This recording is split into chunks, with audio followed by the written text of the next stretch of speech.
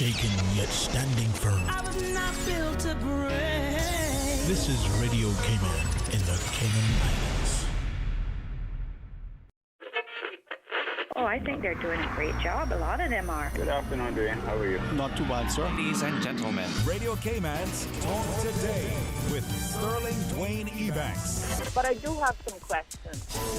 There are more questions than answers. Radio Cayman's Talk Today. If you're ready to talk, we're willing to listen. Well, I really enjoy this program today. Cayman Islands foremost listeners participation program. May God bless every person.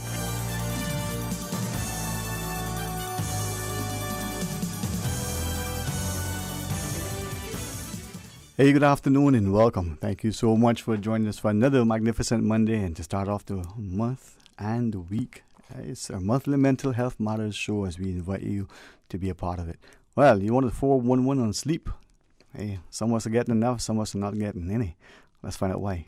Stay tuned for Talk Today. Talk Today is brought to you by Subway, open 24 hours in Countryside, Anderson Square in Georgetown, and Centennial Towers in West Bay. Radio Cayman's Talk Today, the Cayman Islands foremost listeners participation program. We ask our listeners to avoid statements or comments which are abusive, derogatory, malicious, or defamatory. Do not use any indecent language or make any statement which is false or misleading. Email talktoday@candw.ky or call 1-800-534-8255. Courtesy of Flow. Cayman's #1 network that connects you to your world like never before. Let your voice be heard. Once again, here's your host, Sterling Dwayne Ebanks.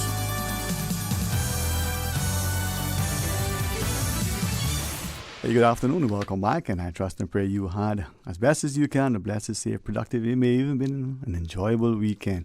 But if it hasn't, position yourself so that the week ahead can be not just promising and productive, but it can be one that allows you to be retrospective and reflective. Who knows, in your pensive, meditative state, you may find yourself, also full of love and life. It's going to be a great day. In the studio, always honored to have that excellent company of Dr. Alexandra Bud. Thank you very much, man. Thank you so much for being a part of, this production every month, the great work that you do, the wonderful panelists that you bring along, the education, the experience, and at times, the entertainment. Because we live, we learn to laugh. We do what we can. There we go. Well, I appreciate it. Thank you for always having us on as well. Well, it's been helpful, and I think if it helps one person, then that's great. If it's helping many, I think it has. Just to start to understand the importance of looking after our health as it being all-encompassing. And there are those that I'm very glad that they've reached out to me and said, listen, it wasn't just that I had, a little unsettled feeling. There were some who said, you know what, I had this thing that noticeably wrong with my arm, my leg, and they've gone to the physician. Normally we say, you probably would if that thing is bothering you. We probably would not if it's in our minds. So both people who are feeling a physical ailment or something not that's right have indicated that they've gone and speak to someone that they feel can help. If that empowers them, makes them healthy, that is great. So it's been a success in that, by that measure. I agree. All right, well, we're going to be talking about sleep, the sleep 4411. I had about a 911. Well, back in my day it was 999, but that's a different story. So, sleep is important. You brought a wonderful set of guests. Would you want to do the honors and introduce them? Maybe start from your left, leave, the gentleman for last, ladies first? Or do we do the best first? I don't mind. But no, thank you. We've got a great panel today, and I say sleep is something that is that's often requested, and when I've written articles on it before, it's been most popular. So I'm really excited to have this discussion today. So with us is Miss Renee.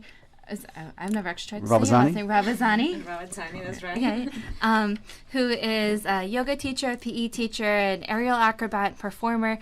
She also teaches aerial arts, and she's had her own business, Sannyasa Yoga, since 2018. Yeah. So she's here to join us today looking at yoga and movement with sleep. And we're joined as well by Mr. Terry Delaney as well, who everyone knows, been on the show with us many, many times, but a counselor in private practice. Right. So thank you for coming again. And again, my pleasure. Good afternoon, teacher. Thanks for accepting the invitation. It's going to be a wonderful, enlightening, and educative and informative discussion. I think sleep is that thing that, sadly, too many of us said, we'll get enough of that when we're, dead. And unfortunately, if you don't get enough, that demise may come earlier than we realize. Which is true. You know, and we take it for granted, and then maybe the importance of sleep. So we're looking at it. Some of us would think, well, sleep is easy. I mean, you close your eyes, you go to sleep, and then of course you wake up, and of course you've slept. But then you're restless. Is there a pattern to sleep? Is there a benefit to sleep? Maybe you help us to understand it. For sure. And it's funny, and I know that's something I often deal with clients. Ms. Renee said she often deals with it with clients, and I'm sure, Terry, that you often hear that as well. So sleep is a huge part. It's one of our two fuels, right? So we've got food and then we've got sleep. And so it's really important. And from all the shows of the years, probably any time we've talked about a mental illness or mental health concerns, one of the signs is sleep problems. So there's many people have difficulties with sleep, either difficulties getting to sleep, difficulties staying asleep, or sleeping too much. Right, so all of that can come in, or sleeping but not getting a restful night's sleep. So there's a lot of different factors that come into play with it. So what we want to look at today was going to be look at some of the different difficulties that people have with it, some of the things that make it hard to get to sleep, some of the things that might be waking us up in the middle of the night, and things that we're able to do to help us to get a better night's sleep as well. So there are things that we can look at to help us. And maybe could we start, well, I'll be guided by you, because once you share the topic with me, I've done a bit of reading beyond what you shared. It's kind of like homework, you know, but good homework. You always do it, though. I tell everyone, he's going to come with questions and ideas. It's going to be great. No, but I say this carefully, and not to inflame people, but not to let them feel. It's about learning. You ever watch your mother, your grandmother, or your father in the kitchen cooking, and you may have seen it before, you may have helped. But if you participate, some of us learn by doing, others like to read, but if you learn something, even if you think you know it, you can be better. If you genuinely have purpose in your heart with a sense of humility. And sleep and the brain and the recovery, and people talk about like the computer needed to reboot. There's so many perceptions and misconceptions. So as we go through the discussion, maybe first, let me not get so excited and get ahead of myself. Ms. Renee, let's step back, ask you for some initially opening thoughts, and then Mr. Delaney, the same thing. Good afternoon. Really appreciate you sharing with us what, from your perspective is, tell us as you wish. Yeah, good afternoon, and thank you so much for having me here. Thank you, Lexi, for inviting me.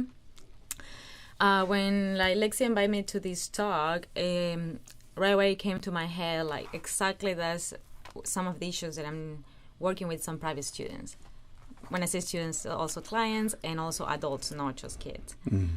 And I think, generally speaking, the type of life that we have and being so busy all the time, full of stress, it can be from work or personal issues, being so much in contact with all this digital world, is affecting us in a negative way, right?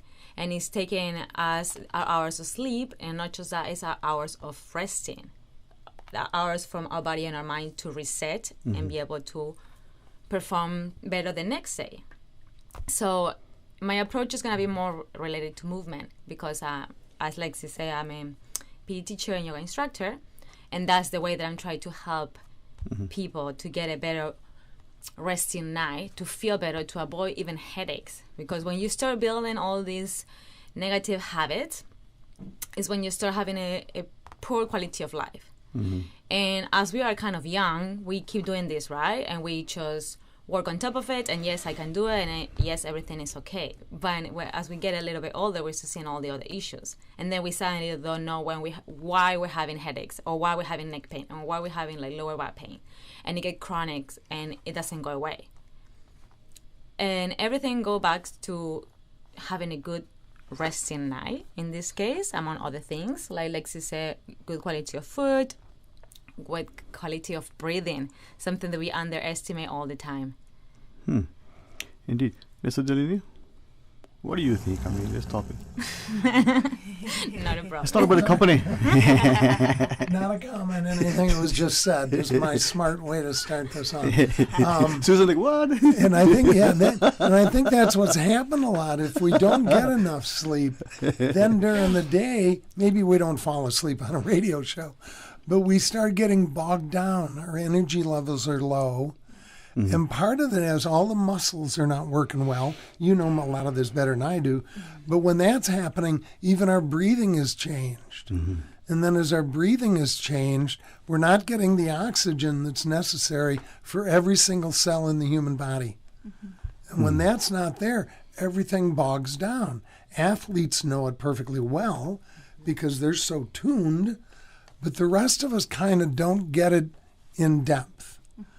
And I think sleep is something that's been kind of deprioritized.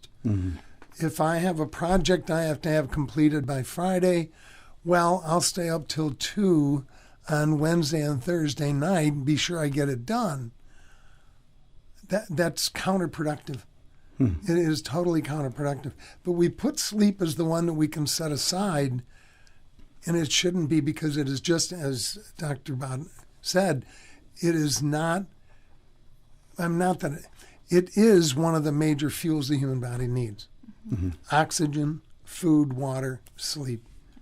And if we don't have a decent balance of all, we end up in major problems in many areas. I can think of another oxygen that we need. But And movement.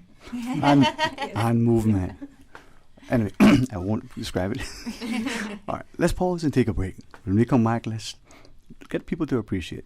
And Dr. Bodden has shared with us that maybe if we get time, we could do some sort of relaxation exercise. Get people going. You know, many times in the practice, at least in West Bay, you will have your lunch and then there'll be a siesta. And that, I think, allowed people to not just work better, more effectively, they were more productive. But they were also happier when they left work 8, 9 o'clock at night and went to the families. So maybe that rest that we would give our children in preschool, the nap that we would take, maybe that should be something we should all do in the afternoons. Just a thought. All right, we're going to talk about sleep, the what, the why, and the how. Stay tuned for Talk Today. There's nothing like the smell of freshly baked bread. The warm, inviting aroma, the fresh and natural taste. Just like homemade. 100% all-natural, additive-free bread. Enjoy fresh and natural tasting bread from the iconic Caribbean Bakery. Always delivered fresh to your favorite supermarkets island-wide. Forget the imported frozen and thawed and enjoy our freshly baked selection of quality breads and pastries. Try our classic white and wheat sandwich breads, coconut and raisin breads, hamburger and hot dog buns, and a great selection of pastries. Feed your family fresh with Caribbean Bakery. Now you'll never have to choose between 2 desserts at Subway. The new Caramel Brownie Cookie is 2 treats in one. Imagine sweet, gooey caramel with decadent chocolate chunks baked in brownie-flavored dough and topped with a light drizzle of caramel icing. And you have the new Caramel Brownie Cookie, available at Subway. Complete your Subway sandwich, pizza, or salad with the delicious Caramel Brownie Cookie or any other cookie flavor and dessert. Available at all Subway locations. Subway. Eat fresh. Commencement at the University College of the Cayman Islands is being moved to spring, in line with more traditional practices in other countries. The spring date will allow graduating students to be part of the university's celebration of their accomplishments. UCCI's 2021 commencement ceremony will be taking place on Saturday, 24th April 2021, 7:30 p.m. at Sir Vassal Johnson Hall.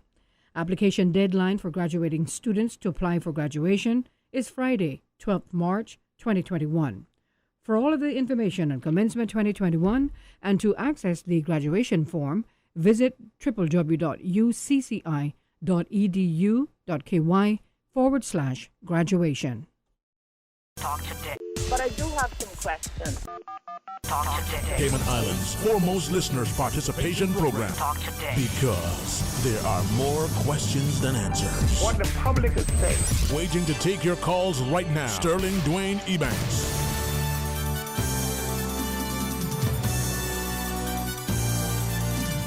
Hey, good afternoon and welcome back. Thank you so much for joining us for our monthly Mental Health Matters show. And this month around, well, today's show is about sleep. It's the 411, the what, the why, the how. We might even demonstrate how to sleep. I mean, Terry was doing a good job earlier, but we'll actually make it effective, you know.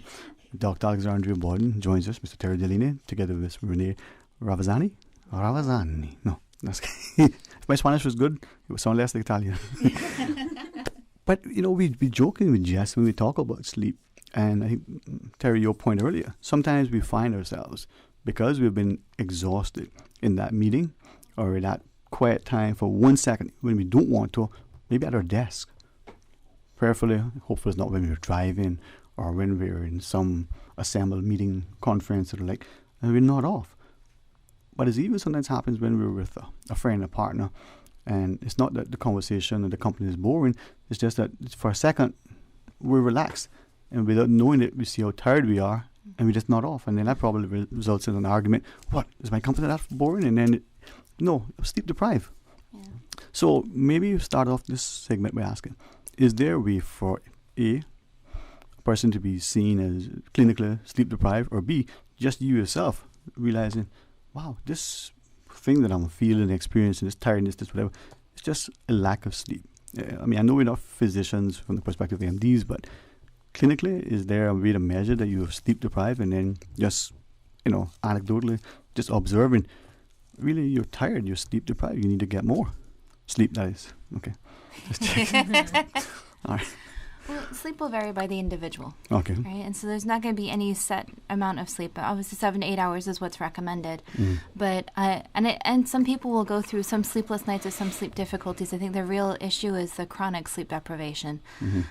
Chronic sleep deprivation can do terrible things. Mr. talked about it being even leading to like early death. But a lot of health issues can come from it: heart disease, kidney disease, high blood pressure, diabetes, strokes. Hallucinations can start to happen. There's a lot of things that can come up with the chronic sleep deprivation that can be bad. But for the day-to-day stuff, you may notice yourself being more emotional, harder time focusing. You're not going to be maybe enjoying things as much. A lot of us get more anxious or more emotional, more the negative emotions, the more difficult emotions, not negative. We might be more tearful. Where a lot of times we get more hungry. So it really kind of throws our body out of whack. Our body doesn't have what it needs to do to be able to do the things that we're doing each day, whether it's work or different activities, or especially physical activities. You should be careful with if you're overtired. So that mental clarity sometimes and focus could be very evident in our work. Driving, for instance, if you're... For sure. All right. Yeah. Driving is huge. When you think about driving a vehicle, all that's required to be able to really drive well, if you're not functioning because of sleep deprivation, there's a huge risk right in that. Yeah. It says a loss of just 1 to 2 hours per night can lead you to function as if you've not slept for a day or two. So it can really impair your ability to do important tasks. Okay. I used to, let's see how this comes up with how it's perceived. Sometimes we should, in my mind, in order to not just have empathy, but to have an appreciation of who you are. So if you're, naturally right-handed, see if what your left hand can do, what your right hand would do. It's not that it can't do, you just never trained it to do it, right? Comb your hair, brush teeth, eat your food. Try maybe closing your eyes and navigate your house, a space that you know. And with sleep, I would pride myself. Sleep? Didn't need to do that. And not only as you get older, but as your body changes, you see the impact of it. And if anyone has ever tried, staying up 1 hour later and see how that affects them the next day. It doesn't take the next night to get better. It may take a few nights or even a week. Is that biological, psychological? I mean, what do you think that impact the sleep has on you, the lack of sleep, to cause you such an immediate impact? It's not like something that over time is almost an immediate negative consequence of being not as rested. Well, I think it does have there is the immediate impact, and there's the one over time as well. But I think it's also the things that we do to try to stay awake as well, right? Because I know when I get tired, I then will find more caffeine somewhere. Whether I don't drink coffee, but sugar, like sodas or tea and stuff like that, I will try to push harder, and then I stay up again. And for me, it becomes quite a bad cycle that graduate school quickly developed for me. And the introduction of things like Red Bull. Let's see how much of these, literally they're drugs when you talk about sugar, when you talk about caffeine, etc. Let's see how much I can put it in me so I can get more done. Then we push ourselves beyond the limit. And that it's going to be hard to sustain over time. All right. We do have a call online. Can don our headsets, draw our mics closer, and let's go to the phones. In the studio, we're talking about sleep. It's our monthly mental health matters. Dr. Alexandra Boyd, Mr. Terry Delaney, and Ms. Renee Ravazani are our guests. Hey, good afternoon and welcome. Thanks for calling. Woke me up. Hey, good afternoon. Woke you up? You woke me up, yeah. Yeah? Two questions. Okay. One, what is the result of induced sleep?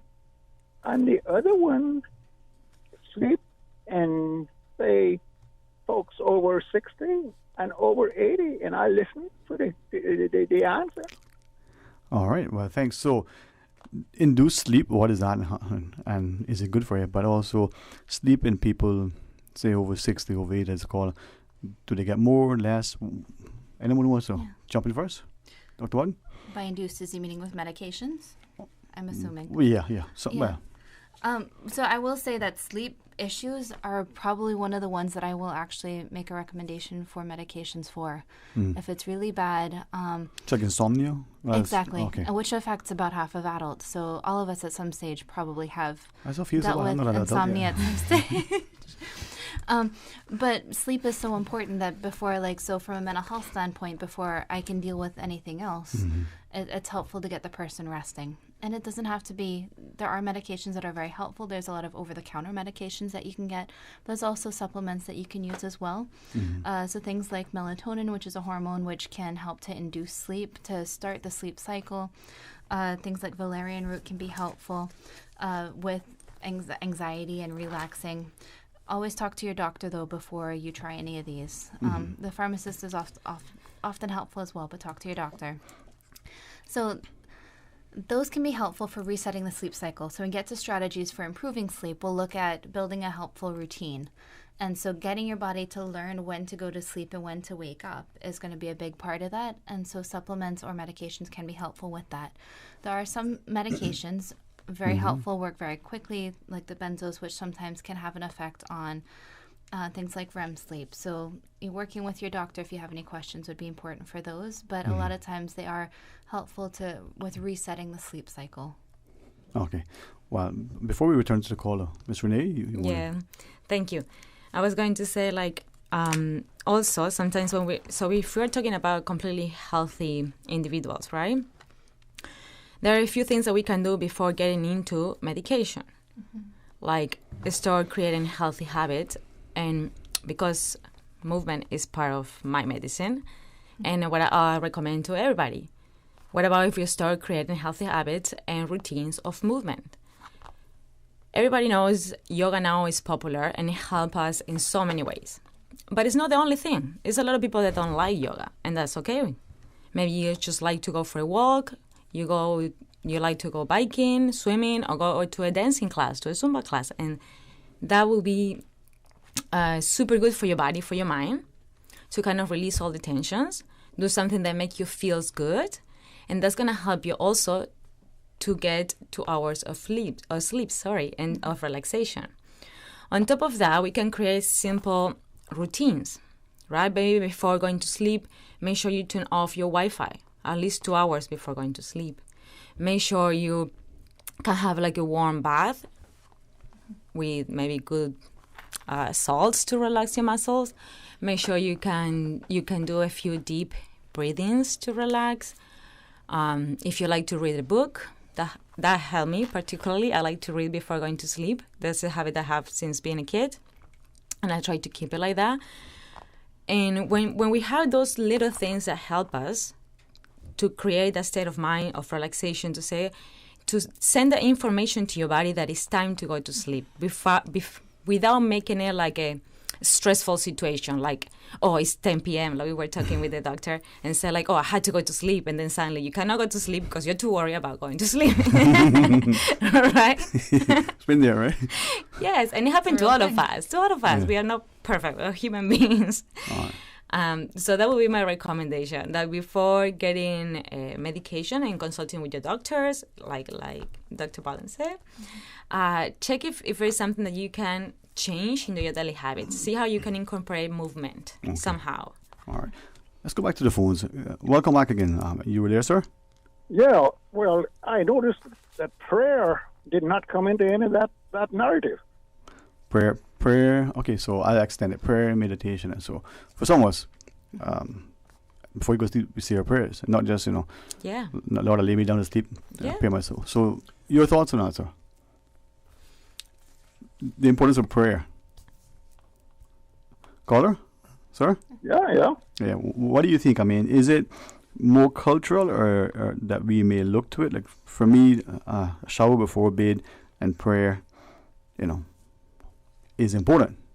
Well, I suppose you could say it's cultural, but I believe it's scriptural. Yeah. I believe it's helpful, and I would have hoped that in the future that could be a part of the narrative.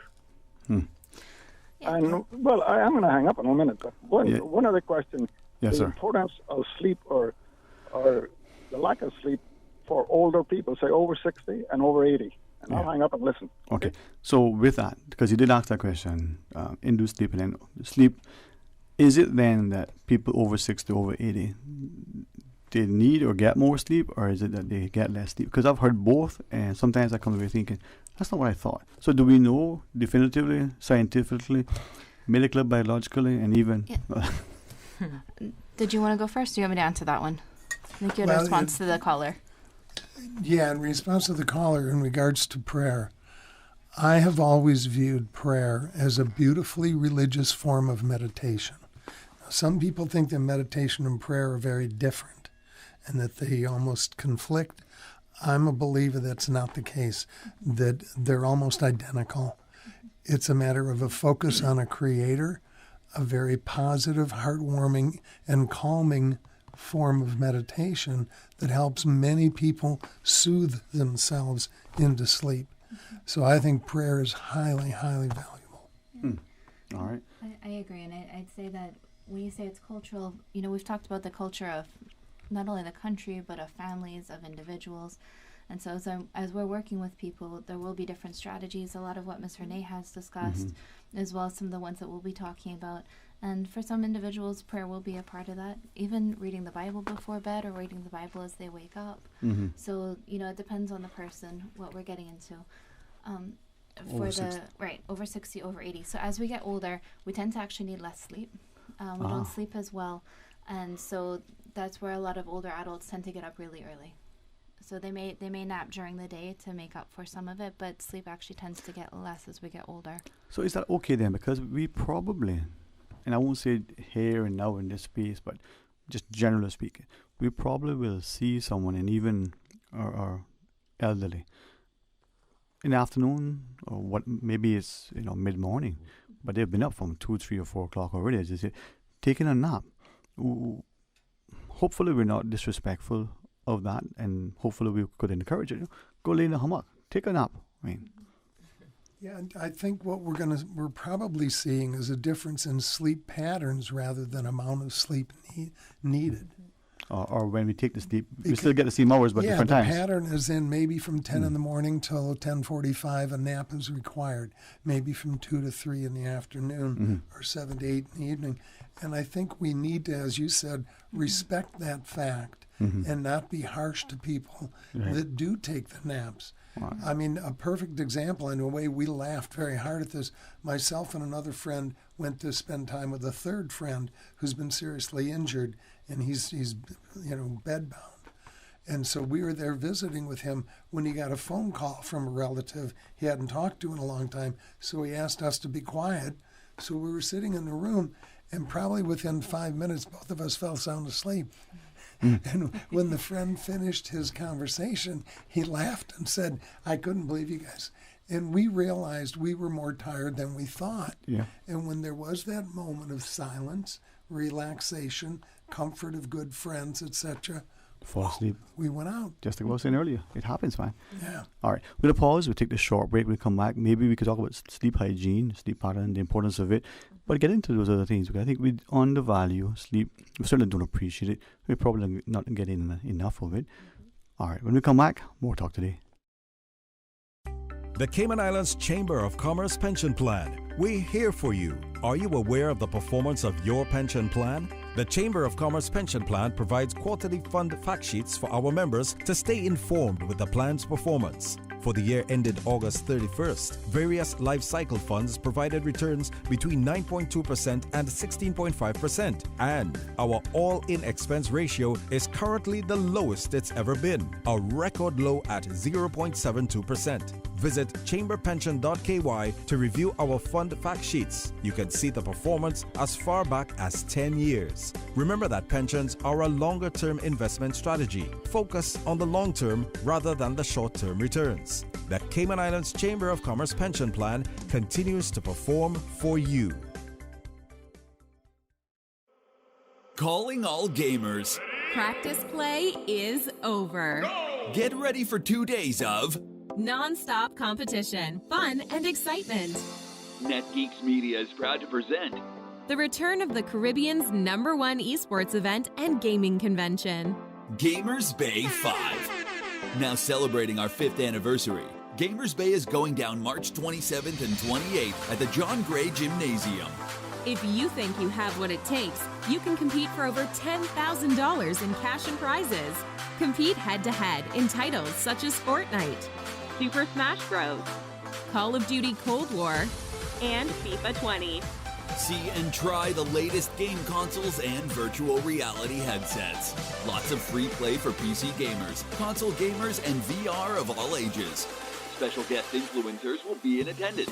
For more information and to register yourself or a team, visit gamersbaycayman.com. Proudly sponsored by NetGeeks Media, Domino's, Pepsi, Enterprise Cayman, C3 Pure Fiber, Department of Tourism, Ministry of Education, Youth Services Unit, Kimpton Seafire, Radio Cayman, Simply Computers, and Suzuki. I've got some beautiful clothes. I know just where they go. Puritan Cleaners. Puritan Cleaners would like to remind customers the closing time for all stores is 5:30 p.m. Savannah Countryside, 10 a.m. to 5:30 p.m. Elgin Avenue, 8 a.m. to 5:30 p.m. Puritan Cleaners, 337 Eastern Avenue. Drive-through, rain or shine, 7:30 a.m. to 5:30 p.m. Now 10% off prepaid on $20 orders and up. Household and wedding dresses remain at standard offer. 10% off on prepaid orders. Call 949-7104. Puritan Cleaners. You feel good when you look good. Talk today. But I do have some questions. Talk today. Cayman Islands' foremost listeners participation program. Talk today. Because there are more questions than answers. What the public is saying. Waiting to take your calls right now. Sterling Dwayne Ebanks.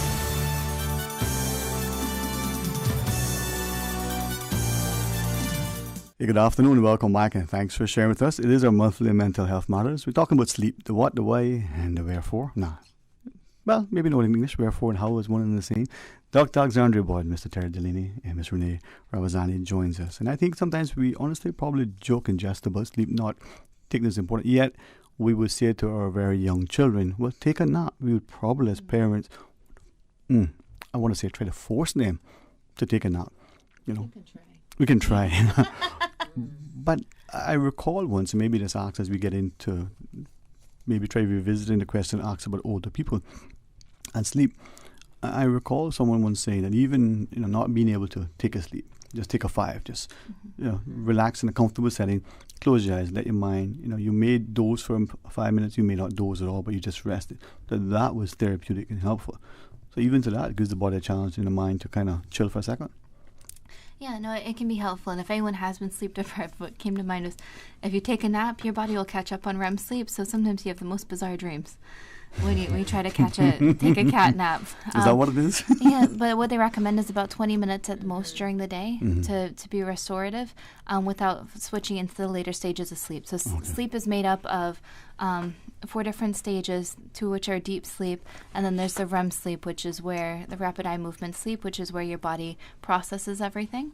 Okay. And so that is the part that your body will catch up on when it can. As we visit, if we can, if it's appropriate, talk about sleep hygiene, just one question I want to ask. In sort of structuring our day, should we have a time where, like most of us, we go for lunch at this time? That's because our bodies are accustomed to that, and if we don't have food by then, maybe our blood sugar, we get anxious, restless, stomach starts to grow. I mean, all sorts of things manifest itself physically, right? Should we have also a set time where at that hour of the day, I'm taking a rest, and we set an alarm for it. So should we do that? And if we do that, should we set an alarm and say, okay, I'm not going to rest for more than 15 minutes or more than an hour and have it programmed, or is that too structured and too planned? Who wants to answer? I can see. Oh, you go first, Dr. Bud, and then Ms. Renee. Okay, well, I would say there's two caveats to that, right? Okay. Which is that can be helpful. I know culturally, I know my father and his family as well would often have the nap in the afternoon. Clinically, I tend to do a lot with people with insomnia, and in which case I'd say no naps. Okay. Right. So with that, you want the sleep store to be down by nighttime to help you get to sleep. So when we get into sleep hygiene, which is behavioral strategies that we use to help to reset the sleep cycle, right? Okay. One of the caveats to that is no naps. Okay. Right. Even if you wake up at 2 a.m., you can't get back to sleep, and so I will plan when I do this with people, right? Because if you're having to work, it can get difficult.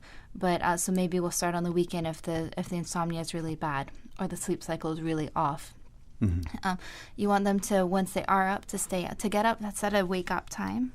And they get up at that time. So if that's 6 a.m., they get up at 6, even if they didn't get to sleep till 2 or 3.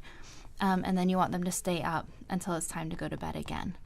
Sleeping during the day can throw the sleep cycle off because your body thinks it can catch up. Or it creates other habits. Your body gets used to sleeping at 2 o'clock in the afternoon.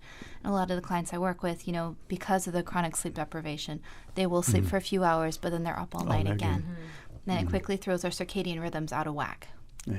I mean, none of us don't have enough rhythm as it is now. So anyway, sorry.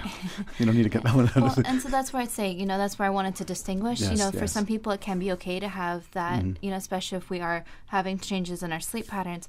But for people who are having difficulty sleeping, that'd be a no-no. Okay. Anything, Ms. Renee? Yeah, exactly. I was going to say something similar as Lexi. Everything will depend of the individuals. So, of course, like she was saying, for my knowledge, if somebody suffers from insomnia, you don't want them to have any nap in between the hours of sleep because you want to have a good resting night. But let's talk about healthy people with no issues or problem of sleep. When we go to the cultural part, like where I'm from in Argentina, it's really common people will nap, and that will happen in my family. I'm not a napping person because I know if I nap, I cannot go to sleep good during the night. But in Argentina, I work with a lot of students that they had no problem. They could have even a 2-hour nap, and they got to have a successful night of sleep. So I would be always jealous about that. Me too. And it's amazing. I mean, people that take a nap, however long, as you said, Dr. Borden, actually, those who don't have insomnia, or some other, they actually sleep really, really comfortably, peacefully, and well rested at night. I mean, some people, that sleep only just throws them off. So maybe speaking to someone understanding it. But sleeping our elderly, I can think, as we mentioned perhaps during the break, for someone, they have such a strong work ethic. They probably feel themselves getting tired. But yet, for some reason, they may not insist on taking a nap that they know they should, that they force their children and probably forcing their grandchildren to take, which they did as children, but now that they're older, they don't want to, even though it's good for them. So help us to understand all that. Well, and I would say educating, reading up about it, learning about it, talk to your doctor about it, see what's normal, what's not. There's a lot of things that wake up elderly people in the night. You do tend to wake up more abruptly, so it feels like you're a lighter sleeper. Everything from getting up to need to go to the bathroom, anxiety, maybe pain or discomfort from medical conditions can interfere with sleep. And so talking to your doctor can be helpful for you to figure out how much sleep you need if there is a sleep disorder. Right, because the things like sleep apnea can really disrupt sleep as well, and so that would be a medical condition that would need to be addressed by the doctor. I'd say learning about it, reading about it, and talk to your doctor or even friends and family about it to see what's going on. So, the concept of sleep hygiene has been brought up a couple of times, and the way I look at it, what I've talked with a lot of my clients about, is to literally take the time and plan on completely spoiling every one of your 5 senses when you're going to go to sleep. You want to be physically comfortable as far as touch. What do you wear? What kind of bed clothing do you have? The sense of smell, what scent might be in the room. You want to introduce a pleasant, relaxing smell. Taste. Now, that one's a little... But what I do is I keep something nice to have a drink. If I wake up at night and I'm thirsty, I can have a sip or two of a nice, appropriate, tasty drink. There could be something else, though. But we always have to think about how we get our entire body into relaxed phase. And we do that by thinking about, I love the idea of a candle. And it's not exactly safe to go to sleep with a lit candle. But now we've got these wonderful little battery-powered flickering lights that give the effect of a candle, and it's safe. And you can put on some quality music or sounds. It seems universal. The sound of rain is soothing and comforting. Those kinds of things are valid and important. Yes, and also the diffusers now, like you were saying about the sense of smell, maybe prepare that 30 minutes before going to sleep. Well, as we go to the break, I'm just thinking of Mr. Terry's words, You want to tantalize, you say, the five senses? With that word you said? Spoil. Spoil. I heard tantalize. Touch, see, hear, taste, and smell. Oh, let me go to the break before words come out. See, there are some things that are good for sleep. Let's pause and take a break. When we come back, more Talk Today. Community radio with a different appeal. The voice of the people. Security through adversity. Stuck on you. Radio for all time. You're listening to Radio Cayman, the voice of the Cayman Islands. Today's biggest news. Radio Cayman. It's only 2 species that we have, on the island. Generations present. Your voice, your choice. It is in the best interest of the people of these islands. Local, regional, international. This is Headlines from Radio Cayman's newsroom. Today's biggest news. Radio Cayman is out on the road today speaking with the 2021 general election candidates. Let's check in with Radio Cayman's Felicia Rankin-Solins. It's been a busy day for the progressives. The heat of the day has not slowed them down. I've spoken to Minister of Finance Roy McTaggart for Georgetown East, Councillor of Sports David White for Georgetown West, and Minister of Infrastructure Joey Hugh for Georgetown North. They've been in high spirits this Monday while bus-bound bouncing from one nomination location to another as they all officially throw their hats in the ring for the upcoming 2021 elections. For Radio Cayman News, I'm Felicia Rankin-Solins. The Father of the House is asking the people of West Bay West to vote for him once again. I'm ready to take on whatever comes up. Very confident. I have served for 36 years. Makiba Bush has served 9 terms. He's the territory's longest ever serving political figure. And Newlands is seeing Wayne Panton back on the ballot this year. The former minister will be contesting Alva Suku's seat. He was nominated this morning. And I couldn't be happier to get that process out of the way so we can get on and start making a difference. We're looking forward to getting elected and making a significant difference in the lives of people in not just our constituencies, but the entire country. We have Heather with us, who is going to bring a lot of heart and a strong perspective in relation to women's issues. Osborne Bodden and Osborne will be joining him a little bit later for him to get nominated. We obviously, all three of us obviously have experience in government in the past, and we are certainly experienced ministers, and I think we can bring a fresh perspective to politics in Cayman. Nominations within the last hour include Sabrina Turner in Prospect, Juliana O'Connor-Connolly, CB East, Elvis McKeever, also in Cayman-Brac East, Gina Williams, Savannah, Maxine McCoy-Moore in Cayman-Brac West and Little Cayman, Frank Cornwall, Georgetown Central, Deborah Lolita Broderick, North Side, Malcolm Eden, Savannah, Roydell Carter, Newlands, Vincent Frederick, BT West, Dwayne Seymour, Boddentown East, and Alda McLaughlin, Red Bay. Those are your headlines. I'm Karsley Fuller. For the latest in news and information, follow Radio Cayman on social media, Facebook, Instagram, Twitter. Download the Radio Cayman app or log on to our website, radiocayman.gov.ky. Talk today. But I do have some questions. Talk today. Cayman Islands' foremost listeners' participation program. Talk today. Because there are more questions than answers. What the public is saying. Waiting to take your calls right now. Sterling Dwayne Ebanks.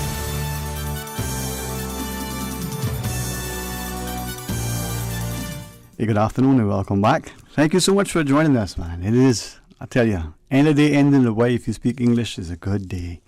In the studio, it's our monthly Mental Health Matters. Always grateful to Dr. Alexandria Borden for, not just facilitating and producing this wonderful program, but for her untiring work and for the wonderful guests that you've always stated every month for a discussion. We're joined by Terry Delaney and Ms. Renee Ravazani. We're talking about sleep. And I think as more of us start to appreciate it, we may be able to, hopefully as we listen, maybe we're having a lunch, maybe we'll nod off, and if you do, that's fine. It's the soothing, relaxing, but also inviting and equally, sort of enjoyment that we get from being in good company. Terry? Something, too, that we need to pay attention to is the idea of what's going on in our mind when we're trying to get to sleep. Are we worried about certain subjects?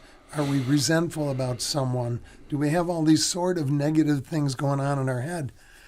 One of the things that's very powerful is if it's keeping us awake or if we can't get back to sleep, to literally take a little bit of time to write about that. And one of the powerful ones is called an unsent letter, where you just grab pencil and paper, not on a computer, and you write down what your feelings are about what's going on. There's another article I read that said we must stop the blame game when we're trying to go to sleep, because that's one thing the brain goes to very quickly. I wish so-and-so hadn't done that today. They never should have said this. They should have, they should have, they should have. Instead of just making all that go away to the best of your ability and realize that now you're completely safe, completely calm, and get into that relaxation mode we all need to get to. Well, as you say that, I'm reminded the scripture talks about, never let the sun go down on an argument. I think that's why a lot of us stay up all night in a row. So, but with that, as we talk about the whole issue of sleep, and we mentioned stimulants and practices and hygiene and the like, we're increasingly coming across the notion of, as you mentioned, Ms. Renee, Wi-Fi and the computer screen, the blue light, and how it could be affecting our brain patterns and the notion. And then we come back to the impact. What you said, there are two fuels that you need: sleep, and what was the other one? Food. Oxygen and water and movement are I was also fair ones. All right, they're kind of on the same line. So I can add mine too. Yes. But it's so important, and yet we don't see. So with food, and I can include food and drink and other stuff, are there myths and misconceptions about what we should eat and shouldn't eat? Maybe having a drink of this and a warm tea of that. Any thoughts on that? As to how it would make you sleep better or interrupt your sleep? Yeah. One of the things that concerns me, and it may be because of my one of the areas in my practice, but when people think that an easy answer is alcohol, and I know there are people who will take 1 or 2 shots of NyQuil, but it's the quantity of alcohol in the NyQuil they're going for. NyQuil will make a person unconscious, but not asleep. There's a huge difference between the two. You're not getting the REM, you're not getting the deep sleep, you're not getting the restorative sleep you need when you've used alcohol or other medications to bring yourself into sleep. It's much more important to do it as close as possible to naturally. When medications are necessary, of course, they're necessary. But the idea of, well, I'll have a couple of quick drinks or I'll have a shot or a beer, it's so counterproductive, because you will not be rested. What do you think a hangover is? You wake up after 10 hours of sleep and you feel terrible and you want to go right back to sleep because you have not gotten good sleep. Well, thankfully, my thoughts of hangovers, I have avoided all along. So. And alcohol will actually wake you up as it leaves your body. So you tend to wake up 3 to 4 hours later as well. So So in addition to the impact it has on REM sleep and the day after, you also aren't going to get a good night's sleep. But I think back to the caller who was talking about prayer and just that idea, it brings you to a space of peacefulness. It kind of relax your mind. Relax your mind. That's what you're looking for. Like the doctor was saying, trying to leave all the worries or whatever happened in the day out of your mind, so you can leave that space to the relaxation. So the way that he was saying about writing the unsent letter, in yoga will be like journalist. So you put down just whatever is in your mind, whatever you want to express, instead of holding on, just put it out there, because it's going to help you to kind of feel lighter, like you took off that weight from you. And then you also don't have to worry about trying to remember it because you have to record it. If Mhm. it's something that you Mhm. want to get back to. And you can always look at it the next day, and you can look at it with a completely different perspective because you don't have any more that feeling of anger or resentment. And it's like, okay, I'm glad I didn't send this message. Like you said, don't do it on a computer. That's why No, it's an don't do it in unsent. a computer. It's an Not in the unsent computer. And not on the computer. And it gives you the opportunity, too, the next day to take all that you've written and find your own way to literally release it. Yeah. Some people will literally burn it and let the Yes, smoke go. exactly. And That's what the I end do. of it. I like to burn things. And I recommend that to my students. Someone's burned it too, but in a different way. in a safe environment. But regards what you were saying about the food, so it's also recommended to do not have anything solid or allow your body to digest the meals before going to sleep. So you don't want to eat and go to sleep right away. You want to wait at least 2 hours or 3 hours. And something that helps to a lot of people, and again, I do that in my personal practice, I like to have a tea. Ginger tea, peppermint tea, something that doesn't have any caffeine, and that way I like to smell the tea, to sense the tea, to enjoy the tea, and that's my little thing before hitting the bed. I'm glad to say that too, because that was a practice I've seen people, no sugar, and then go in the backyard, they clip something, like I make lemongrass, and you just steep it, and then there's the touch, the warm of the, there's the smell. And you taste it, and it does something because sort of the whistling of the kettle. It triggers your mind in that way. It's programming you for that next thing, and then as you sort of engage into that, I call it that experience, your preparation for what's coming next. Your body is expectant. Sorry. Okay, so if I can, just to kind of organize them, I tend to look at things that you can do during the day to help with sleep, and then things getting ready for bedtime, if that's okay. In regards to food and that kind of stuff, spicy foods tend to wake people up. Heavy meals tend to wake people up. Caffeine for sure will keep people up as well. So trying to cut out caffeine a few hours before bed as well. Okay. And with that too, I can imagine that some of us will look at chocolate, for instance. Depending on your quality of chocolate, there could be the sugar, there could be the caffeine. But there are those who swear, well, on a quantity, whatever that is for them, of chocolate, is what they need before they go to bed, like the tea, like the other things. And some would say, no, if I get that, I'm just, woof. Well, but dark chocolate is really good. We are not talking about the chocolate, for example, that you're consuming that is pure sugar, or you don't even know what it has. True. Good dark chocolate. So everything depends on the ingredient, of the quality of what you putting into your body, the fuel that you're putting into your body. Well, and if you do need a midnight snack before going to bed, because some people do, something simple like with a carb and a protein is often helpful, like cheese and crackers, but something small and light. So I guess but again, this is how everything affects our bodies and our sleep. So nutrition, too much of a thing, not the right thing, could it make you just a vicious cycle, huh? Definitely wake you up and keep you up. So crash diets, that kind of stuff can affect sleep as well. Especially changes in sugar and that kind of thing can impact it. Could I ask them, because I think it is, maybe speak to yoga and meditation, but yoga in particular. It was a perception that some of us used to have of yoga. Now we're seeing it for as truly being beneficial. But I've always believed, and if I'm wrong, correct me publicly now so I don't, that yoga wasn't easy. If you were doing the stands and the stretches, you needed to be athletic, strong, you needed to be centered, and it's not just the agility or the balance that you'd have, but then even the breathing and the practices is not just inhaling and exhaling. Now, is it as difficult as that? Can anyone learn it, even West Bayers? Absolutely anybody can learn it, because we have this misconception that you need to be flexible to do yoga. That's why you don't do it. Right. And that's already the wrong thing to think of, because it's completely the opposite. You don't need to be anything. You just need to want to do it. There are so many different types of yogas. As I was saying before, yoga is just one part. Yoga focuses more in the connection with the mind, body, and soul, generally speaking. So it's not just the physical part. But because it's so big, there are so many ways to approach yoga in your life that it's not just going to class. You just learn little things and then you incorporate it in your daily habit. But if yoga is not for you, you still can do any other physical activity that will bring you benefit. So, regards to your question, no, please, everybody, take off your mind like you need to be flexible to do yoga. You just need to go and give it a try. And the best of all, that here in Cayman, we have so many good teachers and so many good offers. There are yoga schools, there are studio, there are teachers giving private personal classes.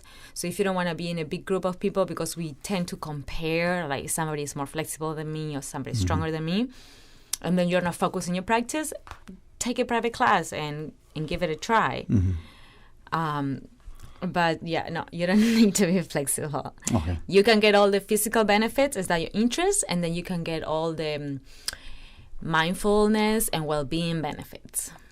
That will be bigger, though. And when we come back, potentially that breathing exercise that we taught, maybe we can get into that. Yep. Hey, listen, if we make you healthy, if it leads to your increased happiness, and if you see life through the renewed eyes and a lens that speaks to positiveness, it's all going to be a good day, because with the reflection in the mirror, it's going to look that much better.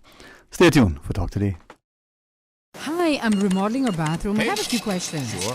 What are some ideas to make my bathroom feel larger? How do I know if I'm picking the right vanity? How do I choose a new toilet or a new countertop? Also, the lighting is terrible. Can I put a window or a skylight? And do I really need an exhaust fan?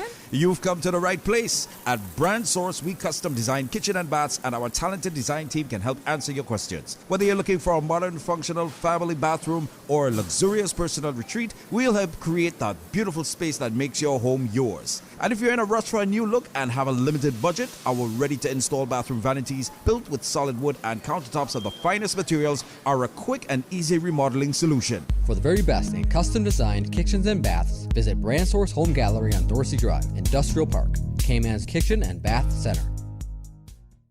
That thing we've been saying for 64 years, ignore it. Eat the KFC wings, drink the KFC gravy, fill up on fries. Just please forget the thing we normally suggest. You know, that thing you used to do with your tongue after finishing a delicious piece of our KFC chicken. We get it. It's not easy. There's a reason why it's been our slogan for over half a century. But the world's drastically changed of late, and as soon as we can embrace the change, the sooner we can all get back to doing what we do best. KFC. It's good.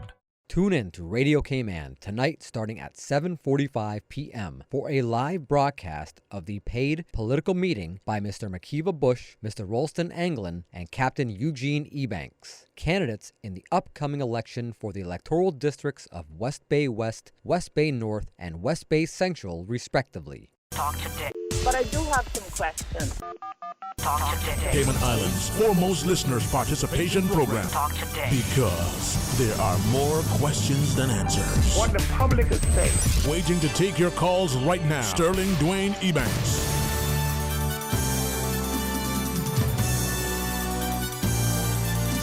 And good afternoon. Welcome back. Thanks for joining us. Thanks to Terry Delaney and Renee Ravazani.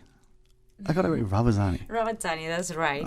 All right. That's right. I know it's hard. No, man, Ebanks is hard. But they say Eubanks, and they say, so if I can say Ebanks, Ravazani, it should be easy. It should be easy. And of course, Dr. Alexandria Borden for our monthly mental health matters. This time around, sleep, the 411 on sleep. But you were taking us through, because it's not just about, tips and tricks. It's about actually understanding that there is something concrete and significant. So, Dr. Borden? Yeah. So it said there's things you can do during the day as well as things to do at night. And so we've discussed a couple of different ones. One of the first things I'll do with clients, though, is setting a schedule, right? Our bodies work on habits. And so we want our body to do, and a lot of times when I work with clients, especially like young adults and teenagers, the sleep cycles is quite offset, right? They're sleeping during the day, up all night, and so the mind tends to race a lot at night. So what we'll do is work on getting them on a schedule, going to bed at the same time each night and waking up the same time each morning. If they are going to bed extremely late, like 4 or 5 o'clock in the morning, you might be moving it back half an hour each night. You're not going to get them to bed at 10 o'clock that night. So it might be moving back by half an hour, but the goal is to go to sleep at the same time each day and to wake up at the same time each day. So your body learns at a certain time it goes to bed, at a certain time it wakes up. So if the wake-up time, as I said, is 6 o'clock, you go ahead and get up.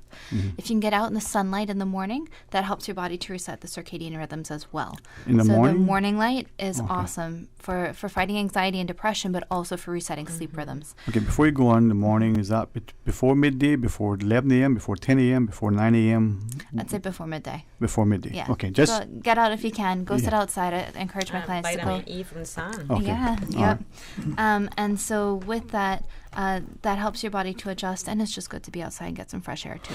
And if you have some grass, I would recommend to walk barefoot and connect with earth, the grass, that really helped to reduce stress. Some grass, yeah. Absolutely. So standing up literally outside, grounding yourself. Yeah, grounding yourself, and everything is.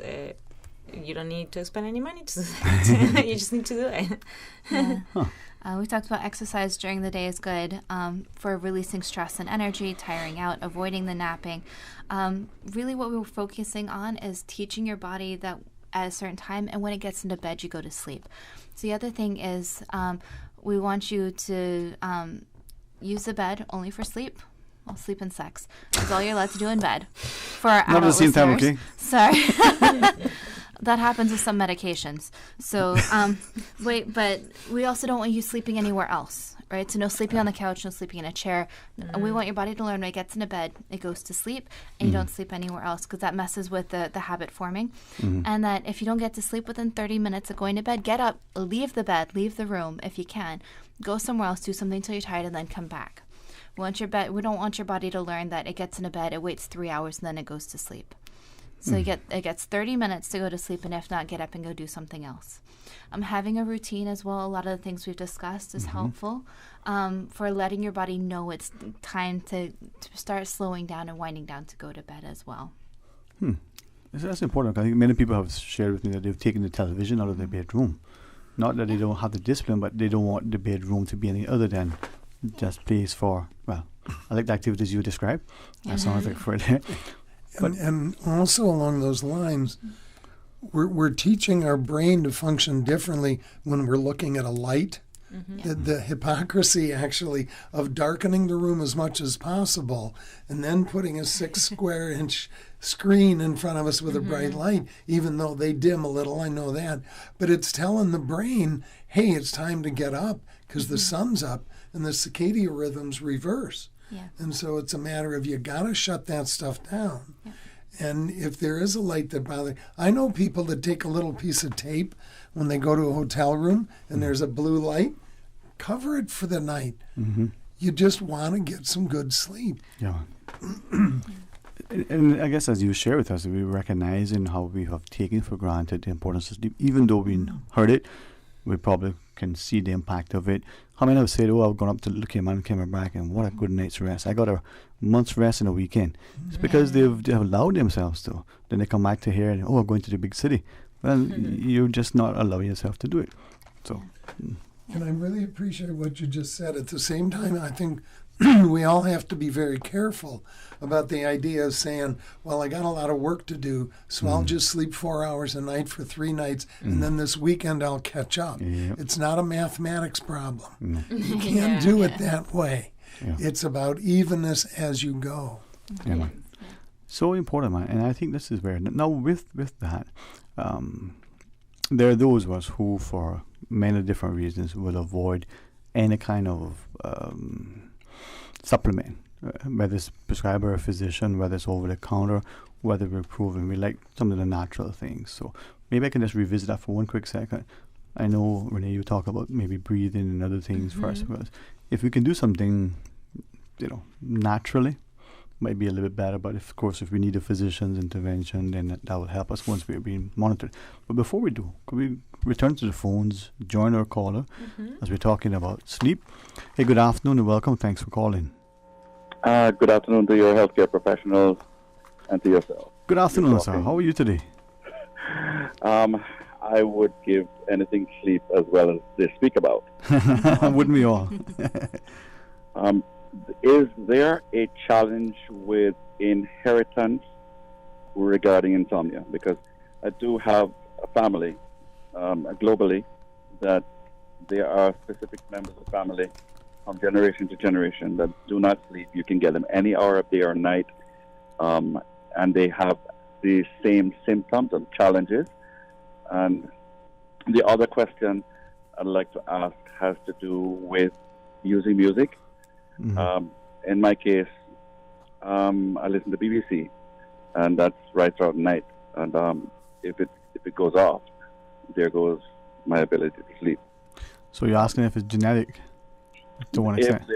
If there's a genetic challenge and how to circumvent that, because I inherited it strongly from people in my family, and I do have cousins who I can get regardless of where they are located in the world. I can get them in a minute's notice, and we have a similar challenge. Yeah, and we know we are deprived. Yep. Well, as they consider the genetic part, I think the problem in us is our lifestyle. We become conditioned. Perhaps we tell ourselves that we'll get enough sleep when we did, so we don't want to miss a moment. And for those of us who read, we may fall asleep. But for those of us who read, we want to finish the book. So it's maybe that is too. But genetic, is that a component? Genetics can definitely be a part of it. But I would also say if there are difficulties sleeping, insomnia is also a symptom of a lot of other difficulties. And so I think it's worthwhile following up with your physician. So I know that there's a genetic predisposition for anxiety and depression, both which interfere with sleep. But it turns out insomnia is also largely hereditary. But even things like some of the other sleep disorders can also be related to medical conditions. So I'd say if there are difficulties sleeping, it's worthwhile just getting a medical and getting it checked out just in case. Yeah.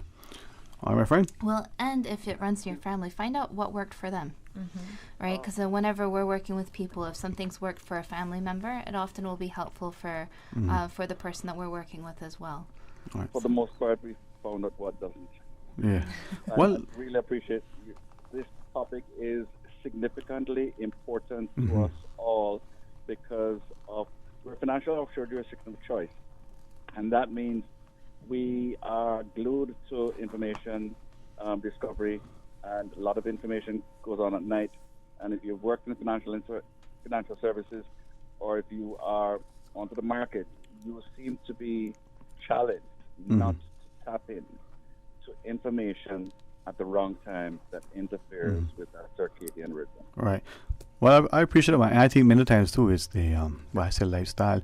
As I thank the caller for the comment off here. We look at young people, maybe your adolescents in particular, and they're online gaming, and we know the little screen, the blue light, and the activity and stimulation of the brain. But should there perhaps be a concern? Is there a concern, unfounded, hopefully, for parents relative to their children playing games, whether at night, whether in the day, whichever? I mean, any thoughts? Yes, if you let me, because I Yes, particularly have the situation a lot of time that I'm teaching to kids. When they're in my classes, you get to know them over time, right? So sometimes you have really energetic kids that will work perfectly, but a few days in the week, they will be without energy. And I just talk to them. I talk to kids like if I talk to anybody, like adults. Like kids are not stupid; they know what they're doing. And so most of the time that I ask them, okay, why are you tired? And they will be completely honest to let me know, like, oh, because I woke up at 5 and I started watching a movie. So at one point, I mean, I'm not anybody to tell anybody how people should raise their kids, but at one point that child at 5 a.m. is waking up and have access to connect to internet and watch a movie because that kid decided to do it. If that kid is 8 years old, how we allow that to happen, you know? Yeah, it's a question that I think we look at as the adults, the examples and the environment that we have created. And hopefully nobody's offended. If anything, they will reflect on it and go, hey, that's on us. I mean, would we give our child, a big bowl of candy at 5 a.m. because the child wanted it? Maybe we would. I'm not going to judge, but would we, Well, a lot of the teens and adults I work with as well, it's Instagram that they're up on all night, right? Or you wake up in the middle of the night and you're like, oh, well, I'll just check Instagram or Facebook quickly. And then 3 hours later, you're still awake. Exactly. So it's hard. And that comes the blue light and the mental activation as well. It's such a stimulating activity that it's difficult. But I will say there are also apps that can be helpful for sleep. Ones like Calm have the rain noise that Mr. Terry talked about. It's got lots of different environmental noises that you can listen to. It's got sleep scripts where someone will be reading a story or sleep stories. There's relaxation exercises. There's a lot of different options available there. So we have one more call, Ms. Susan. Well, let's go to the phones. Thank you for calling. Good afternoon. Good afternoon, everybody. Especially good afternoon to the ladies. Hey, we'll say good afternoon to you too, nonetheless. How are you, sir? Oh, you're going to say good afternoon to me too? Okay. Yeah, there you go. Well, I told everybody good afternoon. Thank you for calling, sir. How are you today? Oh, I'm trying to live while I'm dying. Well, make the most of it, man. Well, that's how it go day by day. Yeah. I listened to you talking about the sleeping problem. You know, sometimes certain medications that you take for a certain problem, that can keep you from sleeping too, you know. It can affect your sleep. Yeah, that's true, huh? Yeah, one sure. thing and then it affects you. So what are your thoughts then? Well, if you had to do it, you have to do it. That's how I feel about it. But if you need the medication and you have to take it, well, take it. I would. Yes. I would say if that's the case, then talk to your doctor if you're having a side effect from the medications. There's often alternatives. If there's no alternatives, then they may be able to make some recommendations for either another medication or a supplement that you could use for it, or trying some of the behavioral strategies that we've discussed. But I'd say, yeah, I know I have some friends and family members that have what they call a paradoxical effect. Medications that make most people drowsy actually make them excitable and stop them from sleeping. So if that's the case as well, definitely let your doctor know. Or talk to if it's an over-the-counter medication, talk to the pharmacist and see if there may be another option that doesn't have that. There's certain formulations that tend to have that effect. So you might be able to find another medication that works as well that won't have that effect. Yeah, you might find another medication that will make you sleep and then it give you another problem. Medication is killing people. All right. Anything else, sir?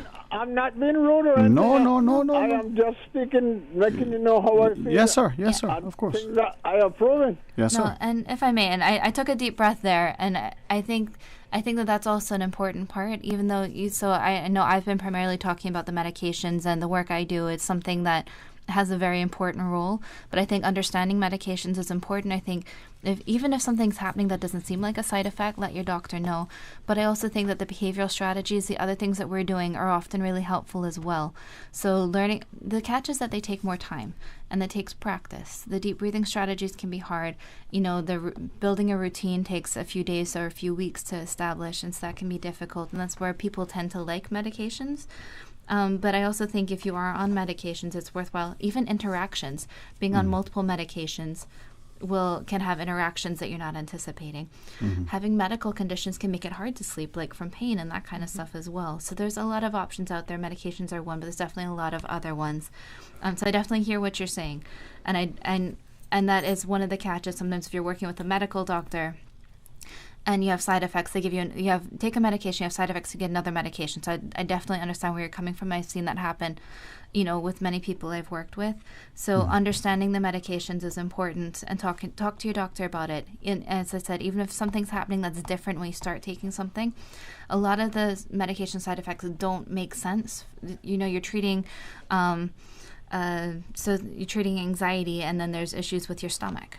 The nausea is a very common side effect for antidepressants, but a lot of people don't know that. So even if it's something that doesn't seem related, let your doctor know. All right. Hey, thanks very much, sir. I think this is very... I'm not going to argue with a lady. Nope, man. And you made, I was trying to agree with you. Yeah. Yes, sir. Don't trouble those ladies now. No, I won't do that. Blessings to you, sir. And I think this is where we find these public discussions helpful, because they're informative and people can then respond. Now, I certainly always appreciate it, but I'm mindful of our next guest and of your time. So maybe quick closing thoughts with respect, Mr. Terry, to you for your final thoughts, and then of course Renee and Dr. Barton. Sir? What I'm thinking about is how this show is so incredibly important in the fact that it puts topics out there. Like I think this gentleman just referenced, putting topics out there that we normally don't think about or talk about. Sleep isn't something you have a conversation about every day. You may think about it, and we got to be able to get proactive and do things to make our sleep better so our life is better. You make life better. Ms. Renee? Yes, well, thank you so much again for having me here, and I'm going to go back to how important it is to incorporate movement in your life to get a quality of sleep at night, and how that affects your entire day. To be productive, to be active, to be attentive, to be considerate with other persons, to learn better, to work better. Everything works, like in a change of healthy habit if you got them in a good cycle. but as soon as you lose it, you still have it in a negative way, in the bad cycle, and it's hard to get out of that. So look for help, like she was saying. You can approach your doctor, approach your teachers, look for alternatives. There are so many alternatives nowadays before getting into medication. Dr. Borden? Yeah, so I agree. And I was actually thinking Mr. Nadeau's a great, was it relaxation restoration class? Yeah. So there's lots of classes, even some actually geared towards relaxing and sleep. And so that's always really helpful. All the information we've discussed will be available on drbodden.com. The different tips that we've discussed, the different strategies, and we were going to do a relaxation strategy on our practice on air, but we can actually put that onto the website for you. Yes, absolutely. Yeah. Perfect. But thank you very much for having us. There's a lot of help out there. Don't think you're just not a good sleeper. Exactly. Right? There's a lot of help out there. I mean, and the sleep hygiene as well, we're always open to discussing. Well, this is it, man. Talk about it. Get the help. The resources are there. You just have to be willing to avail yourself. Very grateful always for each month's discussion, to our listeners, to our panelists. We're going to pause now and take a break. When we come back, we invite you to rejoin us. We're going to have a chance to talk about, with our friends at the National Drug Council. So please stay tuned for Talk Today. Come in today and order the new spicy Korean subs at Subway. They're sweet, spicy, and especially satisfying. Stop in and try the pulled pork with spicy Korean sauce, or the chicken with spicy Korean sauce. And you can message WhatsApp at 929-4658. Order online or use Let's Eat or the Bento app. The spicy Korean subs at Subway in 2 flavors, extra saucy and extra spicy. Subway, eat fresh. How can you take your business from good to great and thrive in the new normal? By finding the smartest, most powerful IT solutions to optimize your business operations. And now, Digicel Business Hub is making it simple for you. High-speed Wi-Fi, mobile and office phones, IT security, Microsoft Office with Teams, and much more. Everything your business needs to level up in the new normal. Get world-class IT for your business with Digicel Business Hub. Sign up today. Call us on 623-3444 or visit our website, digicelbusiness.com. The 8:10 a.m. weather report, Monday through Friday, is proudly sponsored by Pan American International Insurance Corporation. Pan American International Insurance Corporation, meeting the life, accident, and health insurance needs of individuals and businesses to ensure financial security and peace of mind. For more information, call 949-8304 or email www.palig.com. That's PALIG.com. Now you can listen to Radio Cayman everywhere. Everywhere. Can you hear me now? Everywhere. Everywhere. Yes, right from your Android or iPhone. Download the Radio Cayman app now on your Android or iOS phone. The Radio Cayman app is where you can listen to Radio Cayman everywhere you go. Everywhere we go, we go. Everywhere we go, we go. Find it in the Google Store, the Apple Store, or use the link at www.radiocayman.gov.ky. Yes, now you can listen to Radio Cayman everywhere.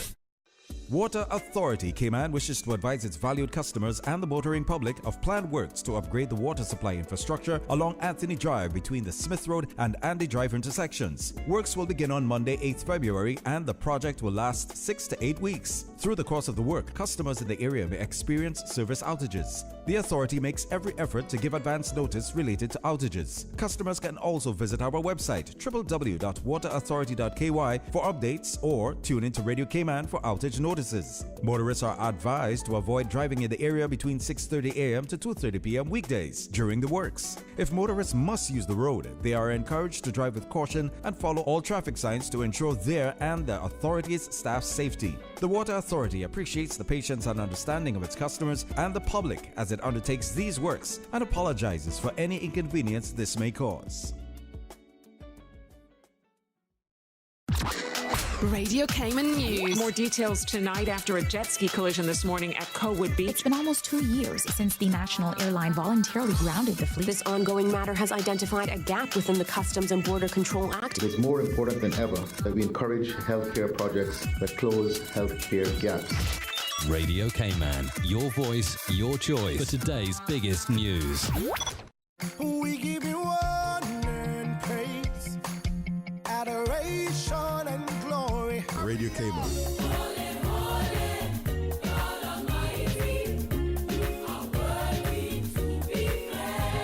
Praise time. Praise him, praise him. Come and let's praise the Lord. Come and let's praise the Lord. Praise him in the morning and in the evening. Oh, let's praise the Lord. Praise time in the morning. Praise him, praise him. Weekdays 6 to 6:30 a.m. Radio Cayman, waking you up. Rock my soul in the blues of my favorite. Rock my soul in the blues of my favorite. Praise time. I know he cares. He'll always be there. Oh, yeah. Praise him, praise him, praise him. Praise time. Set your clock for 6 a.m. or you will miss it. Talk today. But I do have some questions. Talk today. Cayman Islands' foremost listeners participation program. Talk today. Because there are more questions than answers. What the public is saying. Waging to take your calls right now. Sterling Dwayne Ebanks. Hey, good afternoon. Welcome back, and thanks again for joining us. And thanks, too, for allowing me to spend a little bit of time with you and for you to being so gracious and hospitable to spending some time with me. Always honored to have the continued partnership where we can empower, educate, inform, hopefully entertain our listening audience. Today, with the good friends from the National Drug Council, their prevention specialist, Mr. Simon Miller. Good afternoon, my friend. How are you? Good afternoon, sir. Thanks for having us once again. All right, and the prevention officer, Ms. Delisa Hernandez. Hey, Buenas tardes, señorita. Buenas tardes. Hola, amigo, ¿no? Sí. What? You had learned some Spanish over the lockdown or what? You know what? Let me just speak no more. No. Yesterday, I had an interesting time. As you sort of introduce our interns, the beautiful part about living in this country is that if we allow ourselves, we see how much we take for granted and how much unfolds.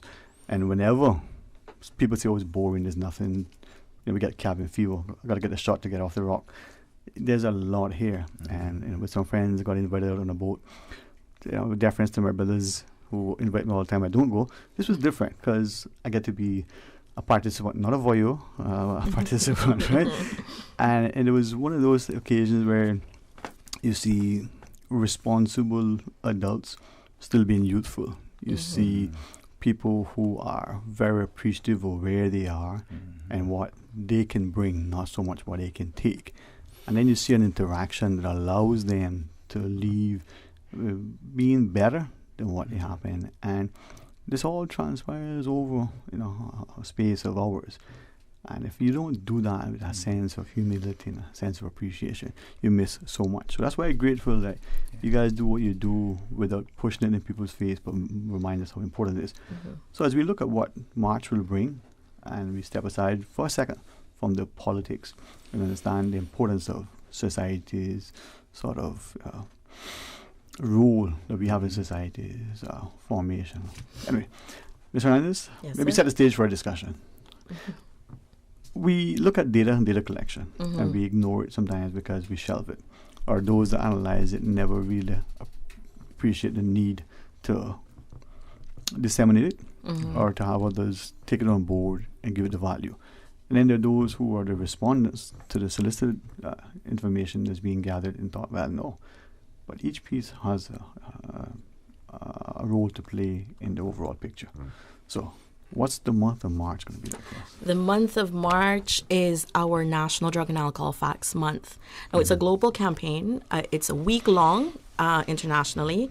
However, in the Cayman Islands specifically, we are doing it throughout the entire month because there's so many different schools that we go into. There's so many different people that we talk to on a regular basis, and our community is so diverse that, even the cultures and such obviously are quite different. However, we all focus and are concerned about the same thing. So we want to make sure that across the board we are involving every age, every person in this campaign. And so we put together a significant amount of events and competitions throughout the month dedicated to certain demographics, both primary school, secondary school. People in the BRAC will be doing some community events as well. Schools in the BRAC will also be taking part in our school competitions. And of course, we have a first time ever panel discussion that will be taking place online for every single person who has a child, who works with children, and of course, caregivers and such, just everyone. And media can join in as well to hear the discussion. No, Mr. Miller, from that perspective, I think the more we hear things, hopefully the more it should resonate with us. But sadly for some of us, the more we hear it, the more we tune out. And how do we get that message to resonate with people that this repetition isn't just, for you to ignore it, it becomes a cliche. This is about for you to be cemented and valued and then hopefully shared. And that's a very good point, Sir Sterling. I think, the more that we involve our community, our parents especially, and that message becomes ingrained in them, then hopefully you start to see those behavior patterns changing. And then, the old adage that, children live what they learn. And that's what we want. We want to see those behaviors being practiced at home. So our young people who are, growing up in their households, they can say, well, okay, we saw positive environments, positive messages being shared at home, positive behaviors being displayed. And that's what's going to work on the change piece in the long run. Right. We see things like marketing, messaging, people talk about controlling the narrative and the script. We look at political propaganda and campaigning and then to cement something. But we don't seem to understand and appreciate that when it comes to positive messaging, imagery, and the practices, the parents at home. How and what they do, we do. How is that influencing and affecting our children relative to their perceptions and eventually their practices? If I could then, through you, perhaps invite our interns into the discussion. Yes. Mr. Lisa? So over the last few months, we have had the opportunity to have interns from SciFec with us. These interns, Ariana Bodden and Gabrielle Parsons, they've both been in the schools with us. They've been a part of our sessions with the high schools as well as the primary schools. They've been assisting as well in planning. So they have had a good amount of experience in what we do and the information that we give out to their peers, as well as, those younger than them, whether it's their siblings who go to the schools. Well, through you, if I could respectfully, I invite, Ms. Parsons and Ms. Bodden to join the discussion. Ms. Bodden, maybe you first. Would you be careful to share with us? Okay, Ms. Parsons, you want to go and somebody feel at ease as and comfortable and as welcome as you want. And I think sometimes as adults, teachers, and parents in particular, we don't appreciate that very, very vocal child in class, that very active and engaged child in the class or on the field. Sometimes these environments can be a little bit daunting, intimidating, scary. But how I say it, man, if I can have a face for radio, anybody can be a part of it. So as you share, what you two maybe tell us, what is it like, perhaps first making the effort to go and get information? You receive the information. Are there things that you get from that you always knew, you didn't realize it, or you knew it but didn't realize you knew it? Maybe we can start with that first. You feel comfortable with that first, Ms. Bodden? No? Okay, come on. I mean, Ariana, you could talk about the sessions that you've assisted in putting together. What did you learn when getting those games and the icebreakers and the topics? Okay. How was that experience? No. All right. What about then, and maybe as you think about that, not just getting the information, but then you got to go back and talk to your classmates, your family members, even your parents and the like, and did you know that, or I didn't realize that such and such, and it's a challenge. And I think sometimes it's like the obvious things that you go, duh, you didn't know that. No, bro, I didn't know that. Yeah. You put water on the kettle, it's going to boil at some point and then it's going to whistle. Right. Everybody thinks they know that, right? Well, when it whistles, turn the stove off, it's boiled. Don't leave it there. So those are the sort of things, I mean, and I think it's oftentimes we don't appreciate what it means to get information, but then what is that information going to do? Exactly. Yeah. Exactly. And with that being said, with the chat session that we have organized for the community, like I said, it's for parents, educators, youth workers, caregivers, anyone who has worked with children.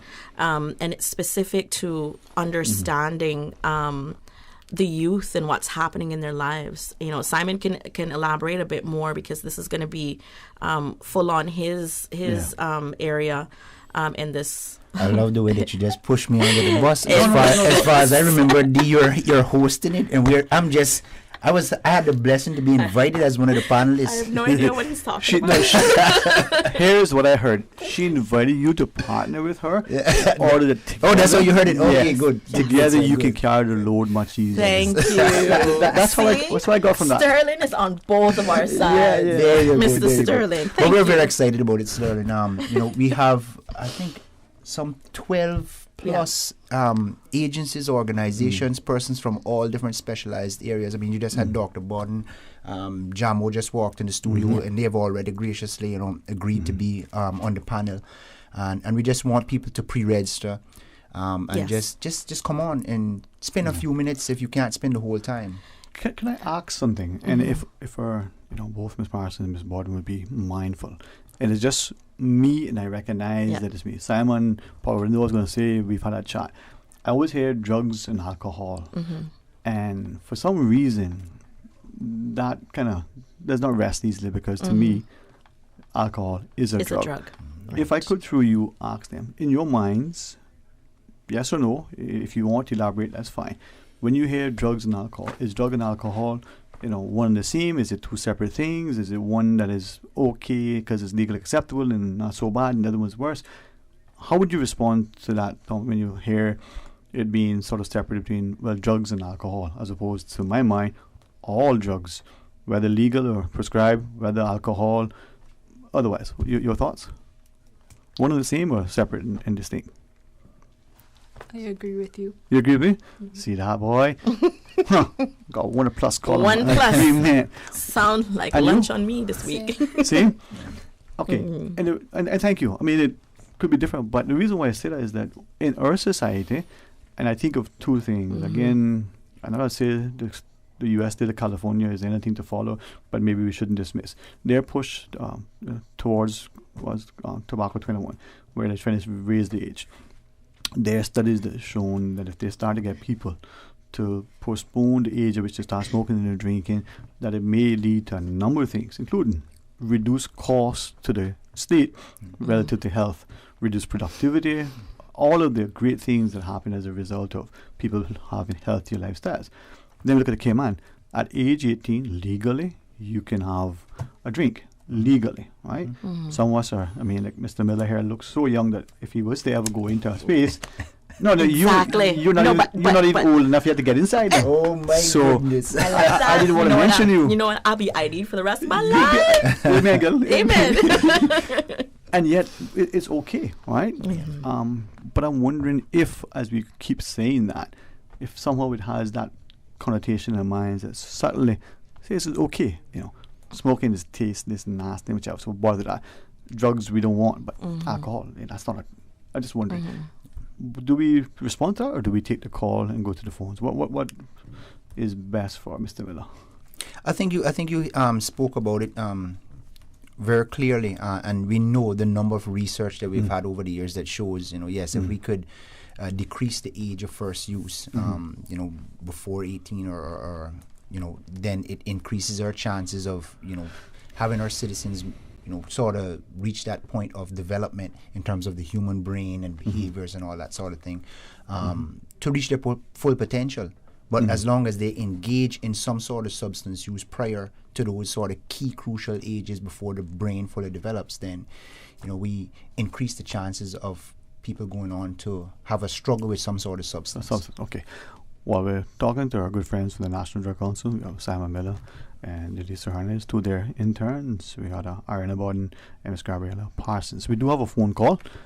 Let's go to the phones. Hey, good afternoon and welcome. Thanks for calling. Hello, good afternoon. Hey, welcome. Thanks for calling. Hi, good afternoon, Dean. How are you doing? Excellent. How are you?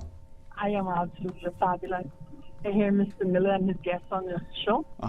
And Miss Hernandez, you've got Miss Parsons and Miss Borden as well. Yeah. Okay. Didn't know exactly all of who was there, but I know that if Mr. Miller is there, it has something to do with drugs and prevention. Whoa, you see that one? Awareness. And that's why he's the prevention specialist at the NDC. Listen, you say Simon Miller, people hear prevention and remedy and intervention and that sort of stuff, you know? Mm-hmm. Yeah, good afternoon to the rest of the panelists. Good afternoon. Pleasant good afternoon How to you, are madam. Good afternoon, sir. I want, Simon, what are you saying about going on now? The National Drug and Alcohol Facts Month, and I recognize this caller very well. Congratulations, by the way. I'll say this publicly. We are super proud of you. Super proud, man. Yeah. Yes. You know, I too have had my long battle with drugs and alcohol and engage in my community. It's awareness and intervention and the Hope Foundation and so on. So I too am lending my support to your event. So my number, got a pen? Yeah, I know great. you got it already, but I can just make sure you got it now. 922-6644. All right. All right. Thank you. Yeah, if you could use your contacts and your connect, and we know that you do have a lot of them, and really get as many people to sign up for our panel discussions that we have planned this month, that would be super. Mm-hmm. Are you going to listen in some more for more information about your panel discussion? But is there a website or an email address where we can access the information for those who may not be listening in today? Yes, most definitely. You can log on to ndc.ky, and right there you can actually register for the panel discussions, and it has every detail possible for the events that are taking place both in Grand Cayman as well as in Cayman Brac, and those events that are taking place in the schools. So ndc.ky for all that information and for registration. All right. Wonderful. All right. Wonderful. Thanks very much. You all right. Thank you so very much. All right. Blessings to you. Have a lovely day. Same to you. You too. And I think this is where, as I listen to your programming for the month, you're here not just on Grand Cayman, but you take note of Sister Islands, because this is something that going to involve and affect and impact the entire country. Mm-hmm. So for all the schools, from Yes. secondary to our parents to poster competitions to the like. Yes, so we'll start with primary schools. We have already had a couple of primary schools sign on and register for the National Drug and Alcohol Facts Month Decorate a Door competition. And it's basically teachers and students decorating a door and explaining through their creative art what it is to live a healthy life. And so school against school, and we'll have a prize at the end of that. And the judging for that is going to be at the end of the month. Over at the secondary school level, we have an Alco Art competition, and this is artwork where students, actually the art departments in the schools, will gather up the students and they will creatively, in a fun way, focus on prevention and underage drinking and healthy alternatives to alcohol use. The high school's art department is expected to collect all pieces, whether it's coasters, cans, as in alcohol cans, alcohol bottles, anything surrounding alcohol, and that kind of the garbage from that, and create an art piece. That will actually as well be, as I said, a competition, and there will be a prize at the end of that. Teens online, we know you love social media, and so do we.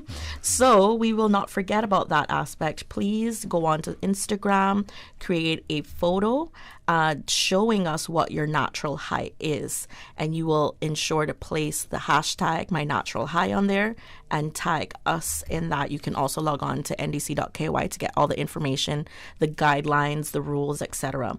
And then, of course, every year for the last few years, National Drug Council has been having a graded activity in the schools, and there are specific schools that are taking part in that as well, and their submissions is going to be on March 31st. If there's a school listening and you're not aware of this, please certainly call Simon Miller at 949-9000. Simon's like, me again? 949-9000. Or you can ask for me as well and get more information on that. That's a graded piece for the life skills section of the school curriculum. them. Now, when it comes to the BRAC, they will be taking part in both competitions, all three competitions. So we haven't forgotten them, but they also will be able to participate in a glow walk. It's the first ever National Drug and Alcohol Facts Month glow walk in the BRAC, and that'll be from the Alexander to BRAC Reef. And it's just walking against the drug and alcohol abuse. You know, you're taking the opportunity to together as a community shatter those myths and raise the awareness on the global problem.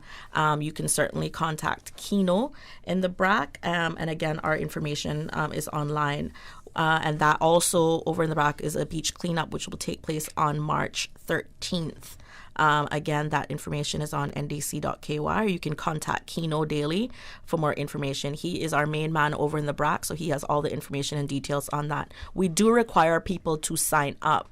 All right, you will be getting gear for the glow walk, but in order for us to ensure that we have exactly the amount that is needed, we don't want to send less than you were supposed to.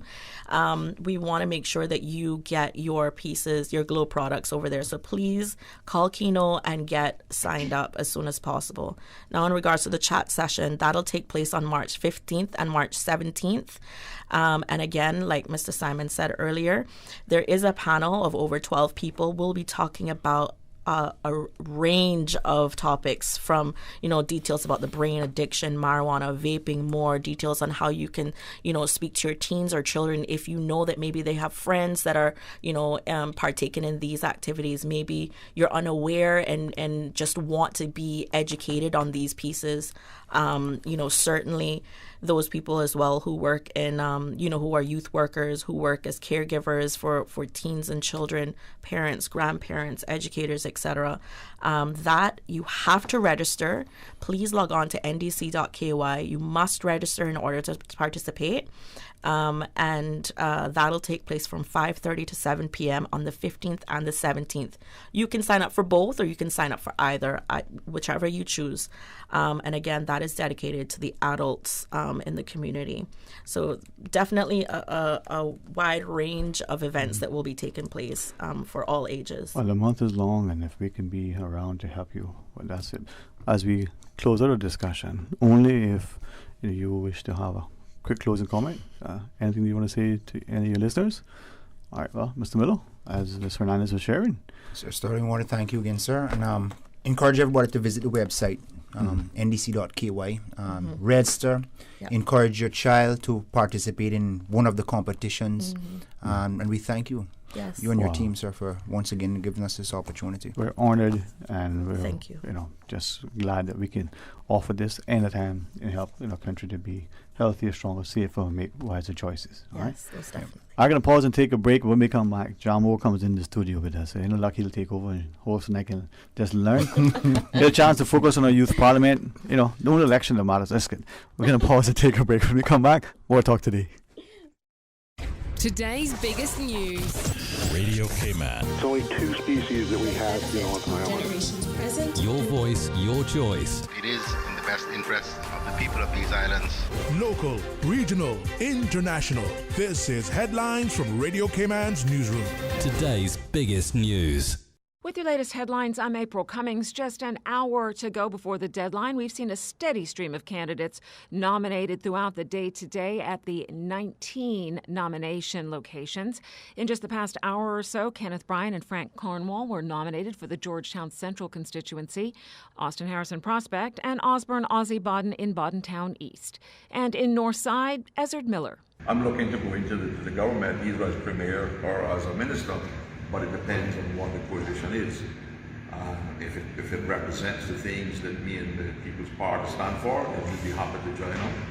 If it represents if the current coalition is the majority, I don't think I'll be joining. Joey Hew has been nominated for a third time. He has been serving as the country's infrastructure minister for the past 4 years. If re-elected, we have to get right back into working to make the lives of our people better. And that is everything from traffic to open green spaces, cost of living, obviously. And then within the communities, to continue to build our communities, to continue to promote togetherness, parks, protecting our children, making the streets safer. We have a lot of wonderful things in tow, and I just want to get back as quickly as possible to that. Mr. Hugh is running in Georgetown North against Johan Moxham. We also have Alric Lindsay nominated in Georgetown South and Raul Gonzalez Jr. in Newlands. Join us at 6 p.m. on Radio Cayman's Evening News tonight for a full report on Nomination Day. From Radio Cayman's Newsroom, I'm April Cummings. For the latest in news and information, follow Radio Cayman on social media, Facebook, Instagram, Twitter. Download the Radio Cayman app or log on to our website, radiocayman.gov.ky. talk today. But I do have some questions. Talk today. Cayman Islands' foremost listeners participation program. Talk today. Because there are more questions than answers. What the public is saying. Waiting to take your calls right now. Sterling Dwayne Ebanks.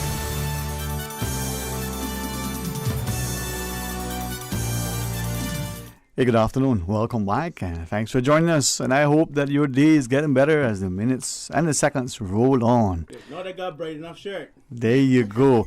This is the one good thing about being on YouTube. Now you get to see how Jambo represents the 345 in the studio. James Jambo Miles from the. Is it now appointed now or still acting? You got your Oscar? Still acting. Me and Denzel and everybody is hanging out. Well, we are appreciative of all the work you do, and especially the partnership. I'm going to say the Legislative Assembly, but Parliament. Parliament now. Yeah, so the House of Parliament. And hopefully, you know what, I'll just hold a comment for now for 1 second, but hopefully we'll see more of that. And Youth Parliament. Now, would you, as we set the stage, sort of help us to make our first time visitor feel, easy, introduce her into the studio? To begin with, I brought the brightest color shirt possible. There you go, Bobo. I suppose you make her feel comfortable. If not, with me is Miss Akeem Lopez. She is from the House of Parliament, and she's kind of been given the Youth Parliament as a baby to nurse until Commonwealth Day. Right. Well, if I can, without talking to school, and I say this only to get our listeners to be sort of up to speed with the level of respect, but also the incredible amount of work that goes in. I'm privy to some of the emails that you've shared. And as I read it, I'm thinking, here's the diligence, the dedication, the determination, but also here is the, to my mind, a disposition to wanting to bring along our students into this thing, and through you, and just make it easier, the higher leadership as you go up the pole at the House of Parliament, to see how they are not only incredibly resourceful, incredibly inviting to the students to get involved, but how they just give of themselves. I mean, anybody who's been remotely connected see the sessions and untiring efforts, week in and week out, every sort of Youth Parliament season. So, Ms. Lopez, to that, for what it's worth, man, it's a heartfelt thanks. I'm hoping that more Caymanian parents and our teachers will see the importance of having Caymanian students engaged and involved in this process, not just because they're going to be the future parliamentarians, but they're going to be the support staff and doing the important work to make sure that the laws and regulations, the policies reflect the society. So thank you for the wonderful work. I mean, I say that seriously and sincerely. I appreciate it. Yeah, man. But what is, maybe for those who are not fully aware, I mean, we're talking about Youth Parliament. Today happens to be nomination day to the House of Parliament. Right. For those of us who are inclined to want to venture into that arena, Youth Parliament, what is it? Why is it? I mean, Jambo? It is something that the Commonwealth takes very seriously. They try to prepare young people for present and future roles, and through the Commonwealth Parliamentary Association, all Commonwealth countries have a youth parliament. It is a way of making sure that there's continuity in countries and that good governance is carried out throughout the Commonwealth. Why I'm here is because in 2019, when James Geary was seconded to the Youth Services Unit, we started this partnership to try to create a synergy between the Youth Parliament and the Cayman Islands Youth Assembly, which the Youth Services Unit runs. The Youth Assembly will do like their research for youth parliamentarians, and that was the plan.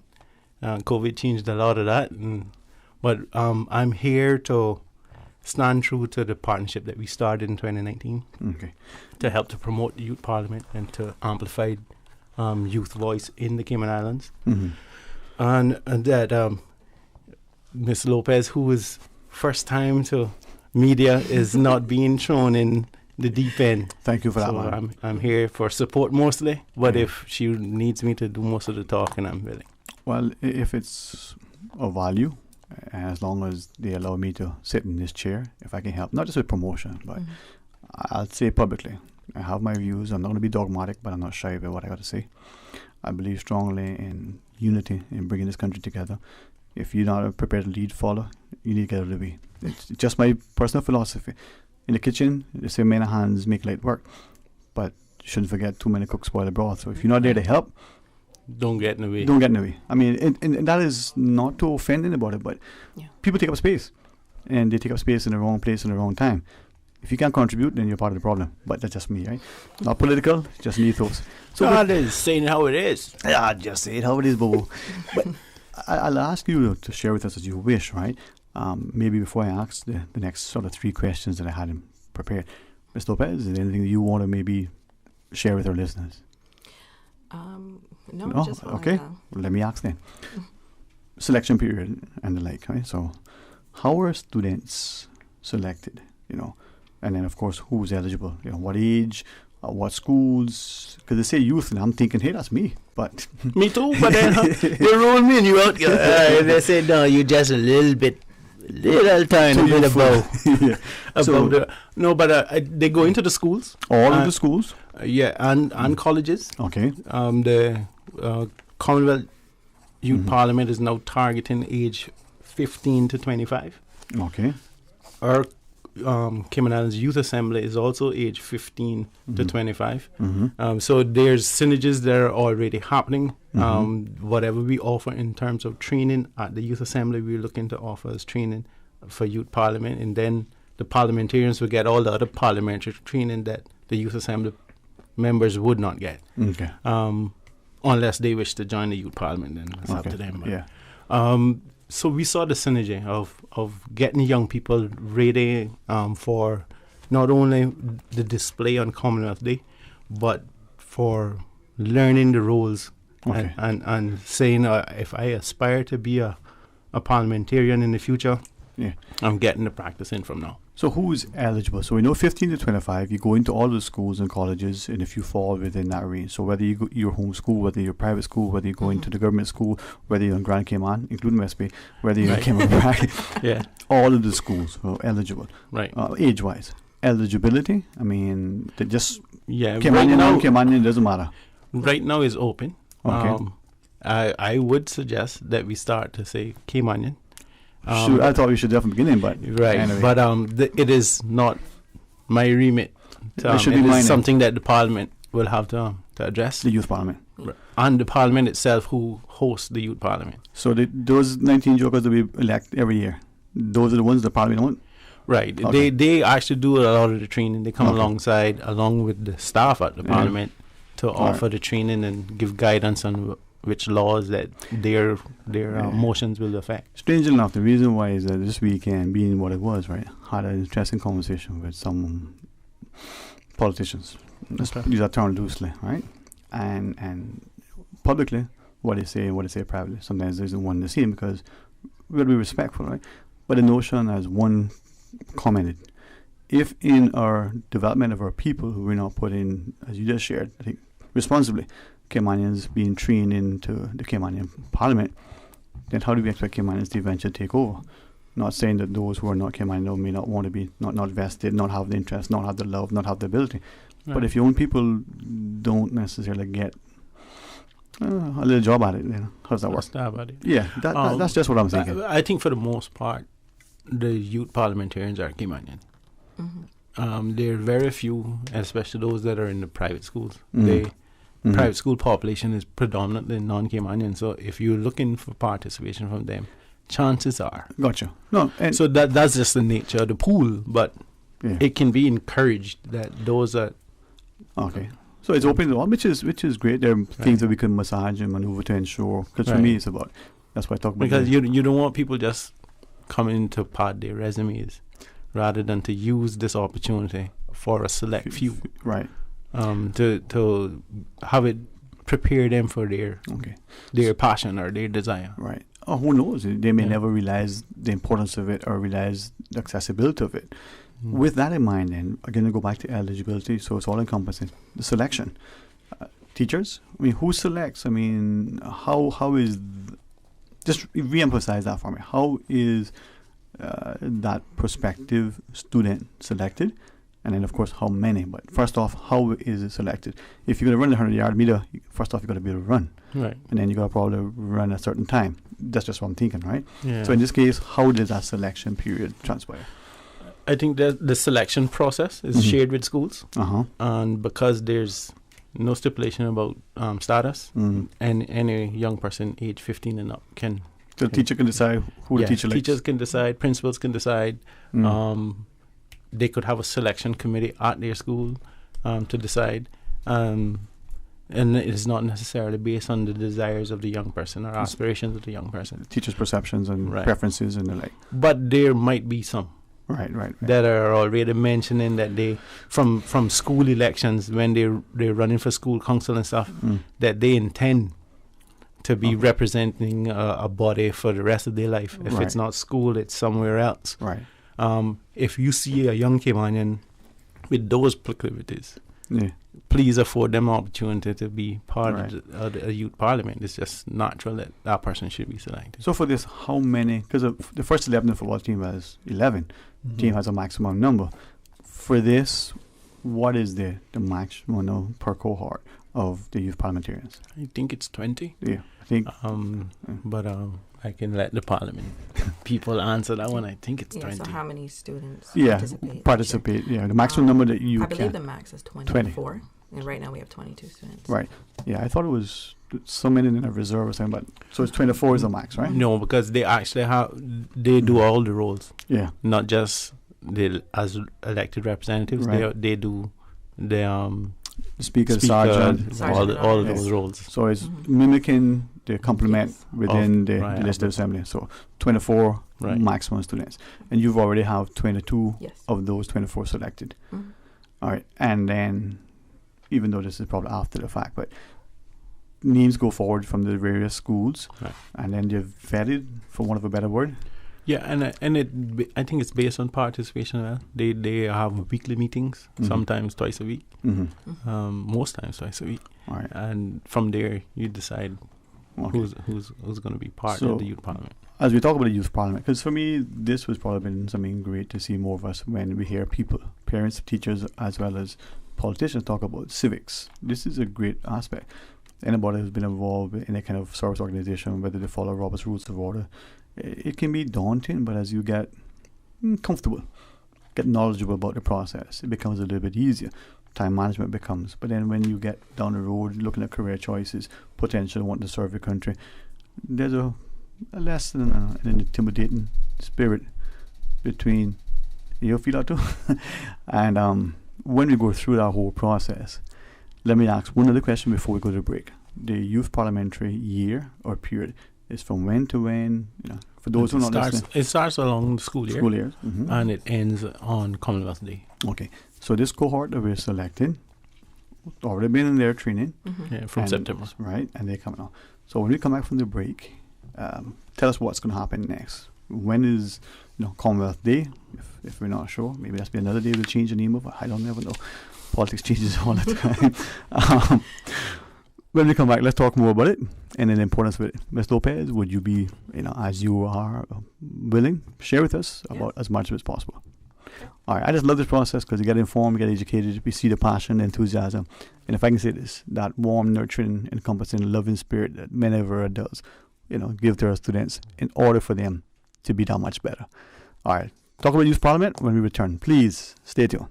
At Subway, we know a meal isn't quite complete without a side, and that's why we're introducing waffle fries. Subway's waffle fries are oven-baked softness with extra crispy edge, giving a satisfying taste to be enjoyed as is or in any of Subway's dipping sauces. Order waffle fries as a side item for $2 or make it a meal deal with any sandwich or salad with a 20-ounce drink and waffle fries for an additional $3 or a 30-ounce or bottle drink and waffle fries for an additional $3.50. Subway, eat fresh. Did you know that defective airbags can cause serious injury or even death if not repaired immediately? Right now, millions of vehicles around the world are under recall for faulty Takata airbags, and yours could be one of them.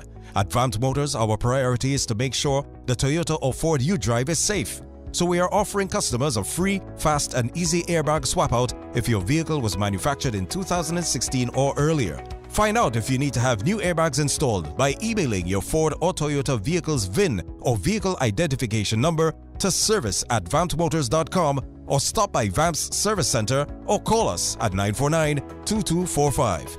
Don't risk it. Get the airbags in your Toyota or Ford checked for free at Vamp Motors on Walkers Road. Your Radio Cayman 6 p.m. news, Monday through Friday, is brought to you by Logic. Your life connected. Talk today. But I do have some questions. Talk today. Cayman Islands' foremost listeners participation program. Talk today. Because there are more questions than answers. What the public is saying. Waiting to take your calls right now. Sterling Dwayne Ebanks.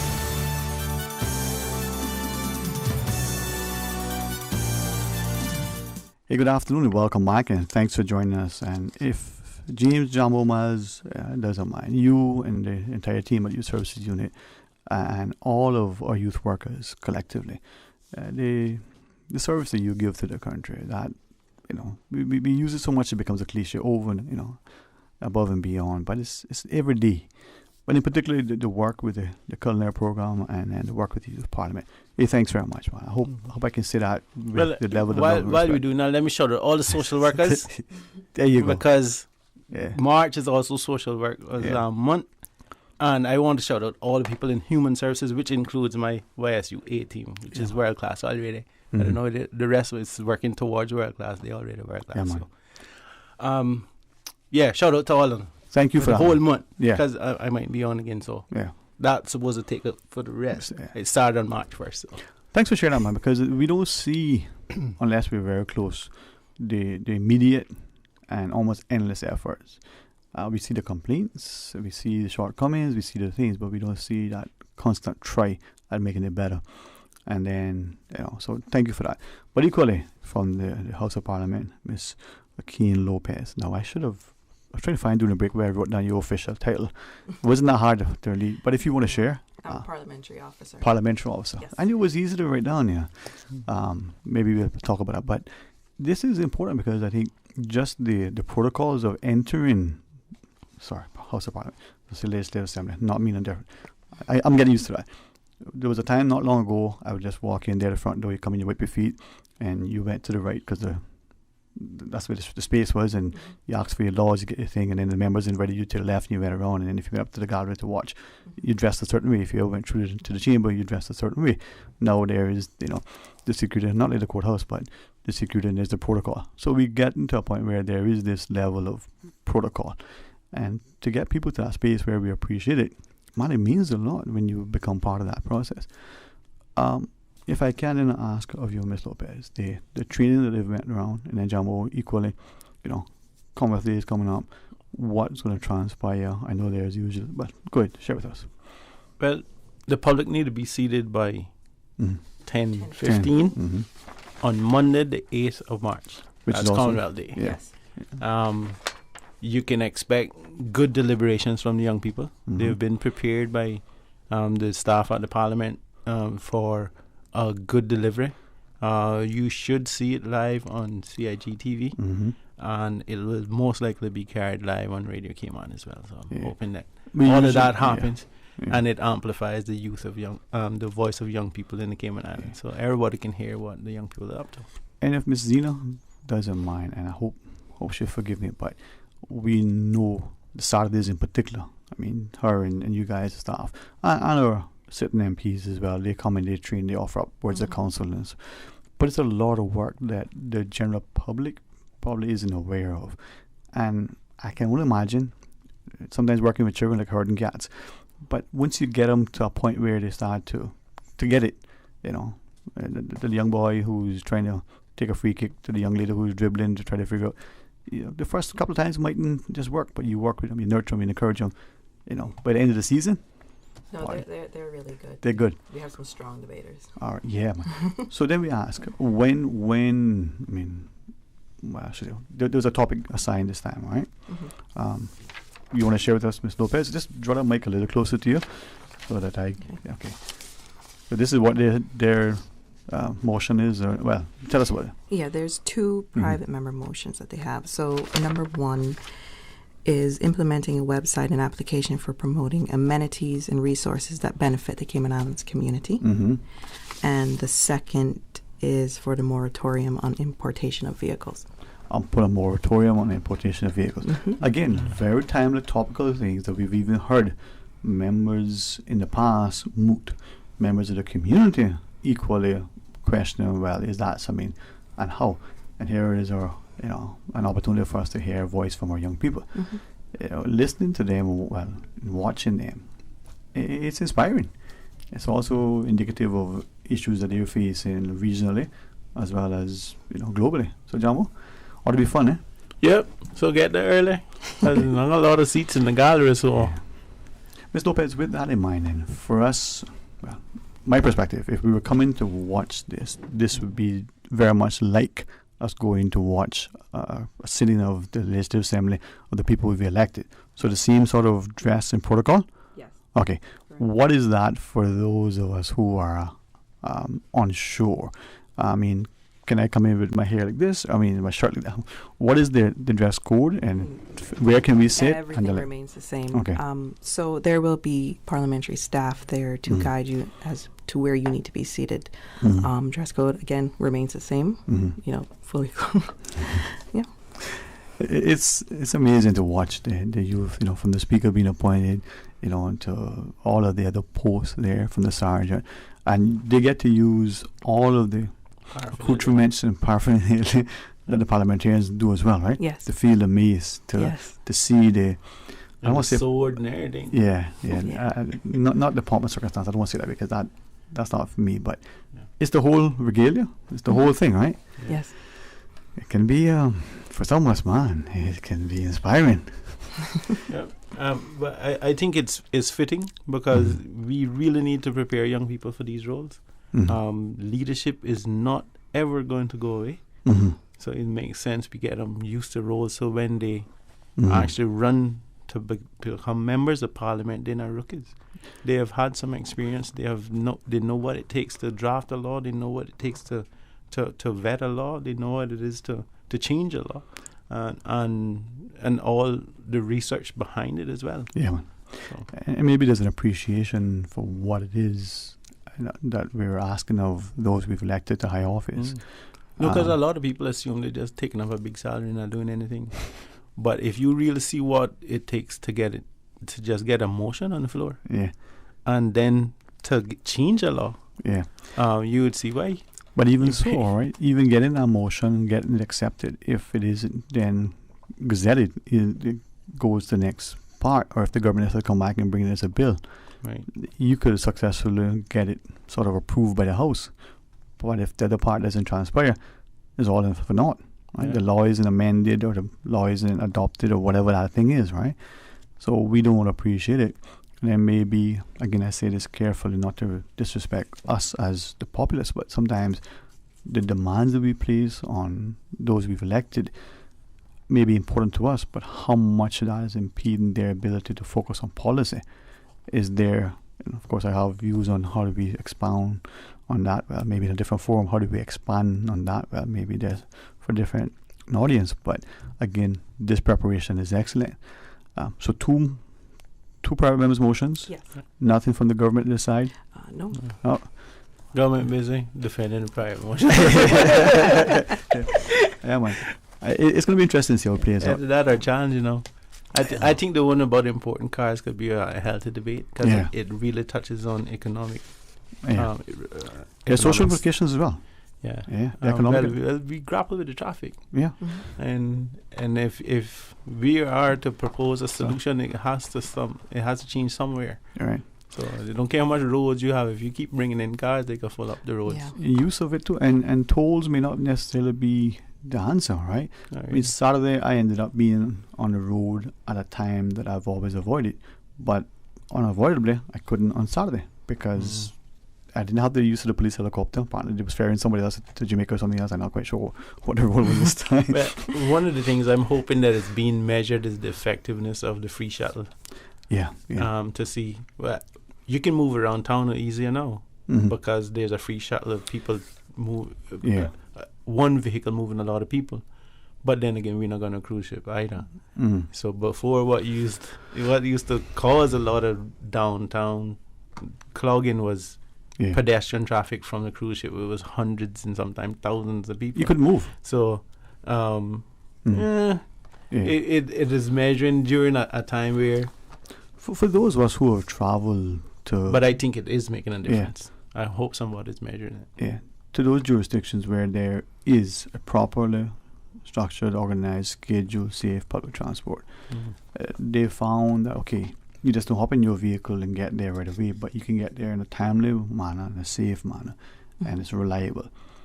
You found in those spaces where people, especially from here, who have gone there, realize, wow, this thing actually works. We need to sort of become better, more amenable to accepting such a process, right? Okay. But think of riding your bike or walking, not just the others who are speeding or driving unsafely, but what about the dogs? I keep saying this because just the other day, some students in one of our districts, shared that they were attacked by 4 dogs. Thankfully, one of the dogs, was intercepted, not in the best of ways, but a coming vehicle, sort of got in the way of the dog, and dog is okay, but so is the child because of the coming vehicle. What if it wasn't that case? An accident that could easily have become tragic. We need to be responsible on our roads. We need to be responsible with our pets. But it all affects the perception of, well, I'm not going to ride my bike to exercise or walk. I'm not going to go out to walk. Well, do we ban vehicles? Well, do we provide public transportation that is properly public transportation? So this discussion is going to be amazing to see these young people, how they think, because at the end of the day, they're going to probably be the ones who will be most affected by it, right? All right. As we close our discussion, Jamo, you and Ms. Lopez, what final thoughts you may want to share with the listeners? And thanks again for the work, and thanks for the time. All right, no problem. I want to encourage everybody to come to the Youth Parliament on Commonwealth Day, which is Monday, the 8th of March. Get there early. Get seated before 10:15 if you want a seat, because after that, you can't guarantee a seat. I plan to be there early, so I want to see what the young people, how they deliver, how they make their trainers proud, and those who have poured into them. Again, I want to shout out my team, and I want to shout out the team at the Parliament for what they've done with these young people. And we look forward to the partnership growing. Can I ask in your closing, Ms. Lopez, just one quick question? I didn't read it, but I think I didn't read all of it, I should say. Hopefully that's all that's there. When we go into the Parliament, we know there are 2 sections, so to speak. You come in and you go upstairs, the gallery, I guess, and then you come in, you can go through the doors where the parliamentarians sit. Where is the public allowed to sit ordinarily? And I know there's a area for the press, but so we come in, we know the dress is the same, properly attired and but can we as public sit in both sections, or will we relegate it to one section? I believe the public should just go upstairs. Yeah, because the chamber itself reserved for parents and members and I guess some of the teachers. Okay, much more limited space. And then when you go into the chamber, hats still. I mean, there was a former protocol at one point in time how you have to be dressed. That still remains. That still remains, and not just a cap. Okay, a proper hat for the ladies, coat and tie for the gentlemen. Yeah. Yeah. I mean, it's not like the wigs in the courts. This is more important. All right. Well, thank you for what it's worth. Thank you very much. It's amazing, and I offer this public if it can help. Let me know. Jamo, his team, they've been taxed to the max. So. All right, thank you for having us. Always a pleasure. Jamo, enjoy it, man. Thank you for giving us the time. Always. So next Monday, not only is it International Women's Day, not only is some birthdays to be celebrated, but we have our Youth Parliament as well. Yeah. Come celebrate at Parliament. There you go. There you go. All right, well, do your best to draw, even if it's from deep within, that spirit of positivity and giving. Let that smile on your face reflect that purpose in your heart.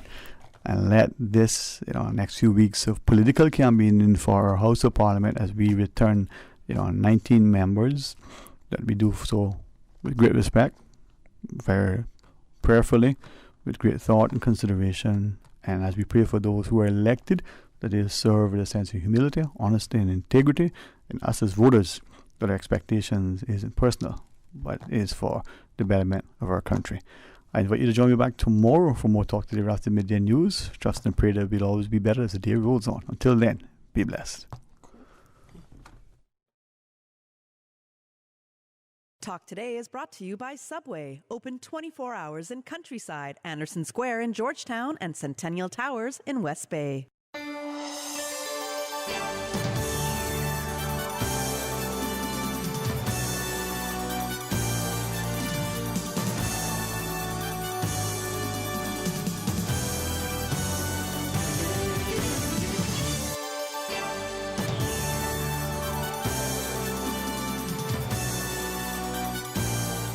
Shaken yet standing firm.